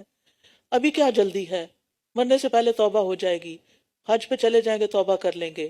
جن بزرگوں کو تم مانتے ہو ان کا اللہ پہ بڑا زور ہے، وہ تمہیں چھڑا لیں گے، ان کا دامن تھام لینا، سیدھے جنت میں لے جائیں گے۔ اس قسم کی امیدیں دلاتا ہے تاکہ انسان نیک کام سے پیچھے ہٹ جائے، سستی کرے، چھوڑ دے، اور پھر وہ بتدریج گمراہیوں کی طرف لے جاتا ہے، ایمان کو خراب کرتا ہے شکوک و شبہات کے ساتھ۔ پھر یہ جب نہیں اس سے ہو پاتا تو نافرمانیوں کا حکم دیتا ہے، جب دیکھتا ہے کہ یہ بندہ نہیں بات سنتا تو نیکیوں سے روک دیتا ہے اس کو، اور پھر اگر پھر بھی بندہ نہ رکے تو ریاکاری داخل کر دیتا ہے اس پر، اور اگر ریاکاری سے بھی بچ جائے تو خود پسندی ڈال دیتا ہے، میں بڑا نیک ہوں، اور اس کے عمل کو بڑھا کے اس کو دکھاتا ہے، اور پھر اگر پھر بھی نہ مانے تو اس کے دل میں حسد، کینے وغیرہ کی آگ کو دہکاتا ہے، یہاں تک کہ انسان کو برے اعمال کی طرف کھینچ کے ہی لے جاتا ہے۔ پھر انسان کے اندر گمراہ کن سوالات دل میں ڈالتا ہے، اللہ کے بارے میں، آخرت کے بارے میں۔ نمازی کا دھیان ادھر ادھر لگاتا ہے، لوگوں کو فتنے میں ڈالنے کے لیے اپنے لشکر مسلط کرتا ہے، سمندر میں اس کا تخت ہوتا ہے اور وہاں سے اپنے لشکر بھیجتا ہے حدیث کے مطابق کہ وہ لوگوں کو فتنے میں ڈالیں، اور اس کے بہت سے مکر و فریب ہوتے ہیں کہ جس کے ذریعے وہ انسانوں کو پھانستا ہے، اور انسان پھر اللہ کی نعمتوں پہ مغرور ہو جاتے ہیں، فخر کرنے لگتے ہیں، دوسروں پر تکبر کرنے لگتے ہیں، اپنی ذات کی پیروی، اپنی جو منمانیاں ہوتی ہیں، خواہشات ہوتی ہیں، ان کی پیروی کرنے لگتے ہیں۔ تو ان چیزوں سے بچنے کی ضرورت ہے۔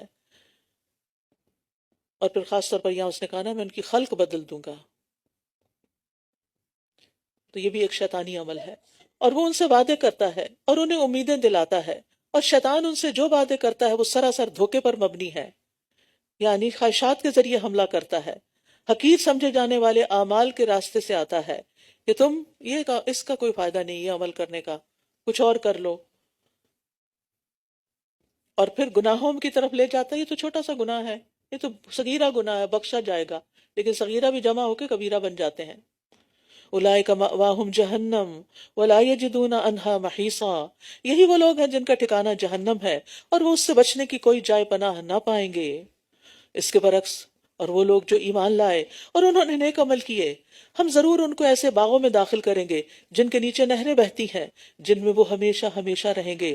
اللہ کا وعدہ سچا ہے، اور قول و قرار میں اللہ سے بڑھ کر زیادہ سچا اور کون ہو سکتا ہے؟ فرمایا نجات نہ تمہاری آرزوؤں پر منحصر ہے کہ جیسے تم چاہو گے ویسے ہی ہوگا، اور نہ اہل کتاب کی آرزوؤں پر، یہاں دونوں کو برابر کر دیا گیا۔ جو کوئی برا عمل کرے گا وہ اس کا بدلہ دیا جائے گا، اور وہ اپنے لیے اللہ کے سوا کوئی دوست اور مددگار نہ پائے گا۔ استغفر اللہ۔ اہل کتاب کا خیال تھا ہم اللہ کے بڑے خاص بندے ہیں، اس لیے جن گناہوں پہ لوگ پکڑے جائیں گے ہم نہیں پکڑے جائیں گے، ہمارے پیغمبر ہماری حمایت کریں گے، ہم صرف چند دن جہنم میں رہیں گے، جنت میں صرف ہم جائیں گے۔ یہ باتیں آج کل کون کرتا ہے؟ امتی کرتے ہیں۔ ہم امتی ہیں، ہم تو بخشے بخشائے ہیں۔ تو اللہ تعالیٰ نے کیا فرما دیا؟ جو برا کرے گا جس ملت سے بھی ہو پکڑا جائے گا، جس امت سے بھی ہو۔ جنت میں جانے کی کچھ شرائط ہیں۔ جنت محض آرزوؤں اور تمناؤں سے نہیں ملتی۔ جنت فرائض ادا کرنے یا صرف کوئی نام رکھ لینا عبداللہ یا عبدالرحمن، اس سے بھی نہیں مل جاتی جب تک کہ انسان وہ کام نہ کرے جو اللہ نے کرنے کو کہے ہیں، اور وہ گناہ نہ چھوڑے جن کو اللہ نے چھوڑنے کے لیے کہا ہے۔ پھر فرمایا وَمَن يَعْمَلْ مِنَ الصَّالِحَاتِ مِن ذَكَرٍ أَوْ أُنثَىٰ وَهُوَ مُؤْمِنٌ فَأُولَٰئِكَ يَدْخُلُونَ الْجَنَّةَ وَلَا يُظْلَمُونَ نَقِيرًا، اور جو کوئی نیک عمل کرے گا خواہ مرد ہو یا عورت، بشرطے کہ وہ مومن ہو، نو ڈسکریمنیشن، یہی لوگ ہیں جو جنت میں داخل ہوں گے۔ تو یہی لوگ جنت میں داخل ہوں گے، اور وہ کھجور کی گٹلی میں شگاف کے برابر بھی ظلم نہ کیے جائیں گے۔ مرد اور عورت دونوں ثواب اور سزا میں برابر ہیں۔ وَمَنْ أَحْسَنُ دِينًا مِّمَّنْ أَسْلَمَ وَجْهَهُ لِلَّهِ وَهُوَ مُحْسِنٌ، اور اس سے بڑھ کر دین میں کون اچھا ہوگا جس نے اپنا چہرہ اللہ کے سپرد کر دیا، جبکہ وہ نیکوکار بھی ہو، یعنی اپنی نیت اللہ کے لیے خالص کر لی اور کام بھی درست کیا سنت کے مطابق، اور اس نے ملت ابراہیم کی پیروی بھی کی جو یکسو تھے، اور اللہ نے ابراہیم کو خاص دوست بنا لیا۔ تو یہاں عمل کی قبولیت کی شرائط بتائی جا رہی ہیں کہ اپنا چہرہ اللہ کے تابع کر دے، سمعنا و اطعنا، اور دل سے عمل کرے، اور دوسرا اچھا عمل کرے، خوبصورت عمل، کیونکہ ہمارا امتحان ہی اس میں ہے ایکم احسن عملا، اور تیسرے ملت ابراہیم کی پیروی کرے جو حنیف تھے، یعنی شرک سے پاک ہو۔ اور ابراہیم علیہ السلام کو اللہ نے اپنا دوست بنا لیا تھا۔ وَلِلَّهِ مَا فِي السَّمَاوَاتِ وَمَا فِي الْأَرْضِ وَكَانَ اللَّهُ بِكُلِّ شَيْءٍ مُحِيطًا، اور آسمانوں اور زمین میں جو کچھ ہے سب اللہ ہی کا ہے، اور اللہ نے ہر چیز کا احاطہ کر رکھا ہے اپنے علم کے ساتھ۔ اور یہ آپ سے عورتوں کے بارے میں فتویٰ مانگتے ہیں، کہہ دیجئے اللہ تمہیں ان کے بارے میں فتویٰ دیتا ہے، اور وہ بھی جو یتیم عورتوں کے بارے میں تم پر کتاب میں پڑھا جاتا ہے، جنہیں تم وہ مہر نہیں دیتے جو ان کے لیے لکھا گیا، حالانکہ تم خود ان سے نکاح کی رغبت رکھتے ہو، اور کمزور بچوں کے بارے میں بھی رغبت دیتا ہے، اور یہ کہ تم یتیموں کے لیے انصاف پر قائم رہو، اور جو بھی نیکی تم کرو گے بے شک اللہ اسے خوب جاننے والا ہے۔ اس صورت کے شروع میں یتیموں کا ذکر تھا، اور فرمایا تھا کہ یتیم لڑکی جس کا کوئی ولی نہ ہو، تو پھر اگر مثلاً اس کا چچا زاد بھائی اس کا ولی ہے اور وہ سمجھے کہ میں اس کا حق ادا نہیں کر سکوں گا، تو وہ اس سے نکاح نہ کرے، کسی اور سے نکاح کر دے اور خود ولی بن جائے۔ تو مسلمانوں نے اب ایسی عورتوں سے نکاح کرنا موقوف کر دیا۔ پھر دیکھا گیا کہ بعض اوقات لڑکی کے ولی ہی کے لیے اس سے اپنے نکاح میں رکھنا بہتر ہوتا تھا، تو انہوں نے سمجھا کہ شاید اب ممنوع ہو گیا۔ اس بنا پر رسول اللہ صلی اللہ علیہ وسلم سے رخصت مانگی گئی، تو یہ آیت نازل ہوئی جس میں اجازت مل گئی کہ ولی کر سکتا ہے نکاح، یعنی جس سے نکاح جائز ہے، اور وہ ایک خاص مقصد کے لیے پورا کیا گیا تھا، کیونکہ اس طرح وہ لڑکیوں پر ظلم و زیادتی ہو رہی تھی، یتیم بچیوں پر۔ وَإِنِ امْرَأَةٌ خَافَتْ مِن بَعْلِهَا نُشُوزًا أَوْ إِعْرَاضًا، اور اگر کوئی عورت اپنے شوہر کی زیادتی یا بے رخی برتنے سے ڈرتی ہو، اور اگر کوئی عورت اپنے شوہر کی زیادتی یا بے رخی برتنے سے ڈرتی ہو، تو ان دونوں پر کوئی گناہ نہیں کہ وہ آپس میں صلح کر لیں، اور صلح کرنا بہتر ہے، اور دلوں میں بخیلی رکھ دی گئی ہے، اور اگر تم احسان کرو اور تقوی اختیار کرو تو بے شک جو عمل بھی تم کرتے ہو اللہ اس کی خوب خبر رکھنے والا ہے۔ تو یہاں اعراض اور نشوز کی بات ہوئی ہے کہ اگر شوہر بدسلوکی کرے، بیوی کو حقیر سمجھے، پاس سونا اور بیٹھنا چھوڑ دے، نان نفقہ نہ دے، مارنے کے لیے بہانے تراشے، یا اگر اس کی دوسری بیوی ہے تو ساری توجہ اس کو دے، تو پھر اس کا حل کیا ہے؟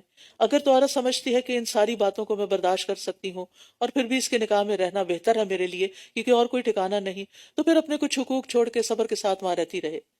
دوسری صورت کیا ہے؟ علیحدہ ہو جائے۔ اور صلح سے کیا مراد ہے؟ کہ آپس میں ایک دوسرے کے حقوق پر کچھ کمپرومائز کر کے، ایگری کر کے، تو ایک دوسرے سے اچھا نباہ کر لیں۔ حضرت عائشہ کہتی ہیں کہ کسی مرد کے پاس کوئی عورت ہوتی ہے اور اسے اب مزید رکھنا نہیں چاہتا تھا اور طلاق دینے کا ارادہ کرتا، تو عورت کہہ دیتی کہ مجھے طلاق نہ دو، اپنے نکاح میں ہی رہنے دو اور میں اپنی باری کی تمہیں اجازت دیتی ہوں، یعنی اپنے حقوق پہ کمپرومائز کر لیتی۔ اور اس میں بہت بڑا صبر اور بہت بڑا دل چاہیے، لیکن اس کا اجر بھی اتنا ہی بڑا ہے۔ اور شوہ سے مراد بخل جس کے ساتھ ہرس بھی ہو، کہ دلوں کے اندر بخل بھی ہے، ہرس بھی ہے۔ مرد کا شوہ کیا ہے کہ عورت سے فائدہ اٹھائے لیکن حقوق نہ دے، عورت کا شوہ یہ ہے کہ مہر لے، نان نفقہ لے، لیکن شوہر کے کوئی حقوق نہ دے۔ لیکن انسان کو دوسروں کے حقوق کے بارے میں بہت محتاط ہونا چاہیے، کیونکہ قیامت کے دن حقوق کے بارے میں سوال ہوگا، اور جب تک بندے معاف نہیں کریں گے معافی نہیں ملے گی۔ اور تم بیویوں کے درمیان ہرگز عدل نہیں کر سکتے، اگرچہ تم اس کی حرص رکھتے ہو تو تم ایک ہی کی طرف پوری طرح مائل نہ ہو جاؤ کہ دوسری کو کسی لٹکتی ہوئی چیز کی طرح چھوڑ دو۔ اور اگر تم اصلاح کر لو اور تقوی اختیار کرو تو بے شک اللہ بہت بخشنے والا، نہایت رحم فرمانے والا ہے۔ یعنی دو یا دو سے زیادہ بیویوں کے درمیان ہر لحاظ سے پوری طرح عدل نہیں ہو سکتا، کیونکہ ہر ایک کی عادت فرق ہے، ہر ایک کا مقام الگ ہے۔ ایسی صورت میں ظاہری چیزوں میں تو عدل کرنا چاہیے، لیکن دل کے جو جذبات ہیں ان پر پھر پکڑ نہیں، کیونکہ یہ انسان کے بس میں نہیں ہوتے۔ اور اگر کوئی جان بوجھ کر عدل نہیں کرتا تو اس کی سزا بھی ہے۔ نبی صلی اللہ علیہ وسلم نے فرمایا جس شخص کی 2 بیویاں ہوں اور وہ ایک کو دوسری پہ ترجیح دیتا ہو، یعنی ناانصافی کرتا ہو، وہ قیامت کے دن اس طرح آئے گا کہ اس کے جسم کا ایک حصہ گر چکا ہوگا، آدھا دھڑ گر چکا ہوگا۔ پھر فرمایا وَإِن يَتَفَرَّقَا، اور اگر وہ دونوں ایک دوسرے سے الگ ہو جائیں تو اللہ ہر ایک کو اپنی وسعت سے غنی کر دے گا، اور اللہ وسعت والا خوب حکمت والا ہے۔ یعنی اگر کسی صورت صلح نہیں ہو پاتی اور عورت کے لیے ناقابل برداشت ہے یہ بے رخی، تو پھر اسلام کے احکامات میں وسعت بھی ہے، اور وہ کیا کہ وہ الگ ہو جائے۔ اور اسی طرح اگر کسی شوہر پر اس کی بیوی بہت بھاری ہو گئی ہے اور گھر کا ماحول خراب ہو گیا ہے تو پھر اس کو الگ کر سکتا ہے۔ یعنی بعض مذاہب میں طلاق کو حرام قرار دیا گیا کہ جیو یا مرو اسی کے ساتھ رہنا، لیکن اسلام نے ایسی زیادتی نہیں کی، اگر نہیں رہ سکتے تو الگ ہو جاؤ۔ وَلِلَّهِ مَا فِي السَّمَاوَاتِ وَمَا فِي الْأَرْضِ، اور اللہ ہی کا ہے جو کچھ آسمانوں میں ہے اور جو کچھ زمین میں ہے۔ اور ہم نے ان لوگوں کو جو تم سے پہلے کتاب دیے گئے تھے یہ تاکید کی تھی، اور تمہیں بھی، کہ اللہ سے ڈرو، اور اگر تم کفر کرو گے تو بے شک اللہ ہی کا ہے جو کچھ آسمانوں میں ہے اور جو کچھ زمین میں ہے، اور اللہ بہت بے نیاز، بہت تعریف والا ہے۔ وَلِلَّهِ مَا فِي السَّمَاوَاتِ وَمَا فِي الْأَرْضِ وَكَفَى بِاللَّهِ وَكِيلًا۔ اب یہاں آپ دیکھیے 2 آیتوں میں 3 بار اللہ کی ملکیت کی بات ہوئی ہے کہ سب کچھ اللہ ہی کا ہے۔ یعنی بتانا یہ مقصود ہے کہ ان احکام پر عمل کرنے میں تمہارا ہی فائدہ ہے، اللہ کو تمہارے سے کوئی مطلب نہیں ہے، اللہ کو تمہارے ان احکامات پر عمل کرنے سے کچھ فائدہ نہیں، اللہ تم سے بے نیاز ہے، ہر چیز اللہ کی ہے۔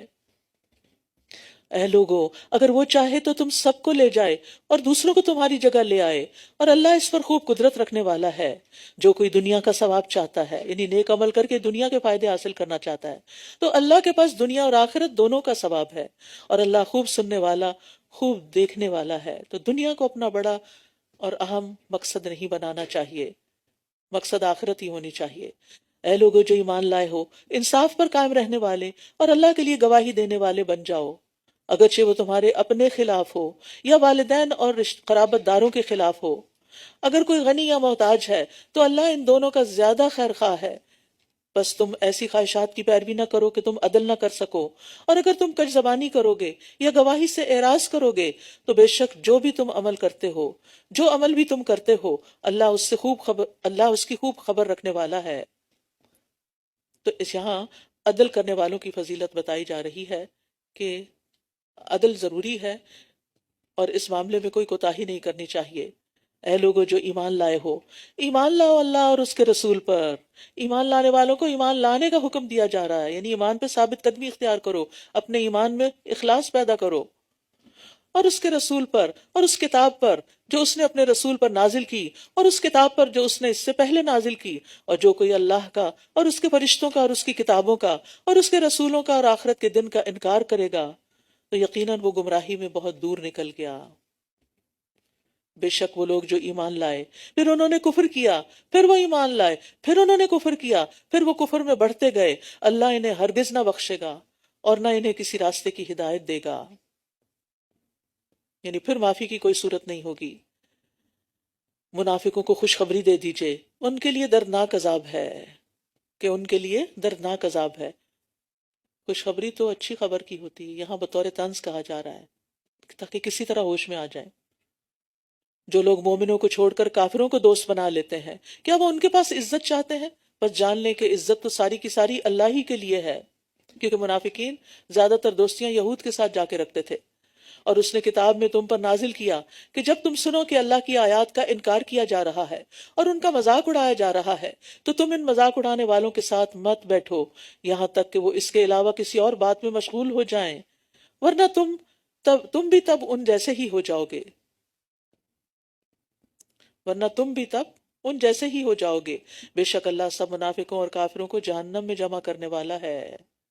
وہ لوگ جو تمہارے بارے میں انتظار کرتے رہتے ہیں، پھر اگر تمہارے لیے اللہ کی طرف سے کوئی فتح ہو جائے تو کہتے ہیں کیا ہم تمہارے ساتھ نہ تھے، اور اگر کافروں کے لیے فتح میں کوئی حصہ تو کہتے ہیں کیا ہم تم پر غالب نہیں آ رہے تھے اور ہم تمہیں مومنوں سے بچا نہیں رہے تھے۔ بس اللہ قیامت کے دن خود تمہارے درمیان فیصلہ کرے گا، اور اللہ کافروں کے لیے مومنوں پر ہرگز کوئی راستہ نہ بنائے گا۔ ان المنافقین یخادعون اللہ وہو خادعہم، بے شک منافق اللہ کو دھوکہ دیتے ہیں حالانکہ اس نے انہیں دھوکے میں ڈال رکھا ہے، اور جب وہ نماز کے لیے کھڑے ہوتے ہیں تو انتہائی سستی سے کھڑے ہوتے ہیں، لوگوں کو دکھاوا کرتے ہیں اور اللہ کو بہت تھوڑا یاد کرتے ہیں۔ تو اس سے پتہ چلتا ہے کہ منافقوں پر نماز بڑی بھاری تھی۔ اس زمانے میں انہیں نماز کے لیے مسجد جانا پڑتا تھا، کیونکہ اس کے بغیر تو ان کا اسلام ویلڈ ہی نہیں تھا، یعنی ظاہری اسلام۔ تو یہاں پر ان کے دو باتیں بتائی جا رہی ہیں۔ ہم سب کو بھی دیکھنا چاہیے کہ کہیں ہمارے اندر تو نمازوں میں سستی نہیں، نمازوں کی سستی تو نہیں کرتے ہم بھی، اور اللہ کے ذکر میں کمی تو نہیں کرتے۔ مذبذبین بین ذالک لا الہ ہؤلاء ولا الہ ہؤلاء، وہ درمیان میں ہی متذبذب ہیں، نہ پورے ان لوگوں کی طرف ہیں نہ ان لوگوں کی طرف، اور جسے اللہ بھٹکا دے تو آپ ہرگز اس کے لیے کوئی راہ نہ پائیں گے۔ اے لوگو جو ایمان لائے ہو، مومنوں کی بجائے کافروں کو اولیاء نہ بناؤ، کیا تم چاہتے ہو کہ تم اللہ کے ہاں اپنے خلاف کھلی حجت بنا لو؟ بے شک منافق آگ کے سب سے نچلے درجے میں ہوں گے، اور آپ ہرگز ان کے لیے کوئی مددگار نہ پائیں گے سوائے ان لوگوں کے جنہوں نے توبہ کر لی اور اصلاح کر لی اور اللہ کو مضبوطی سے تھام لیا اور اپنے دین کو اللہ کے لیے خالص کر لیا، تو یہی لوگ مومنوں کے ساتھ ہیں، اور اللہ ان قریب مومنوں کو اجر عظیم سے نوازے گا۔ تو اس سے پتہ چلتا ہے کہ کامیابی کے لیے ضروری ہے، نفاق سے نکلنے کے لیے ضروری ہے کہ پچھلے رویے پہ نادم ہو، آئندہ کے لیے اصلاح کر لیں، اللہ کی رسی مضبوطی سے پکڑیں، اور دین کا جو کام کرے خالص اللہ کی رضامندی کے لیے کریں۔ اور یہ چاروں کام ایمان کی علامت ہوتے ہیں۔ پھر اگر تم شکر ادا کرو اور ایمان لے آؤ تو اللہ تمہیں عذاب دے کر کیا کرے گا، اور اللہ بڑا قدردان اور بہت علم والا ہے۔ ما یفعل اللہ بعذابکم ان شکرتم وآمنتم وکان اللہ شاکرا علیما۔ تو اس سے یہ پتہ چلتا ہے کہ یہ دو چیزیں انسان کو آگ سے بچانے والی ہیں، عذاب سے بچانے والی ہیں، اور ایمان سے پہلے شکر کا ذکر کیا گیا ہے، کیونکہ بندہ نعمتوں کو دے کے شکر ادا کرتا ہے، پھر نعمت دینے والے پر ایمان لے آتا ہے، اور شکر کا فائدہ خود انسان ہی کو ملتا ہے۔ وَمَن يَشْكُرْ فَإِنَّمَا يَشْكُرُ لِنَفْسِهِ، جو شکر ادا نہیں کرتا اور ایمان نہیں لاتا پھر وہ عذاب کا مستحق ہو جاتا ہے۔ اللہ تعالی ہم سب کو اس سے محفوظ رکھے۔ وآخر دعوانا ان الحمد للہ رب العالمین۔ سبحانک اللہم وبحمدک، اشہد ان لا الہ الا انت، استغفرک واتوب الیک۔ السلام علیکم ورحمۃ اللہ وبرکاتہ۔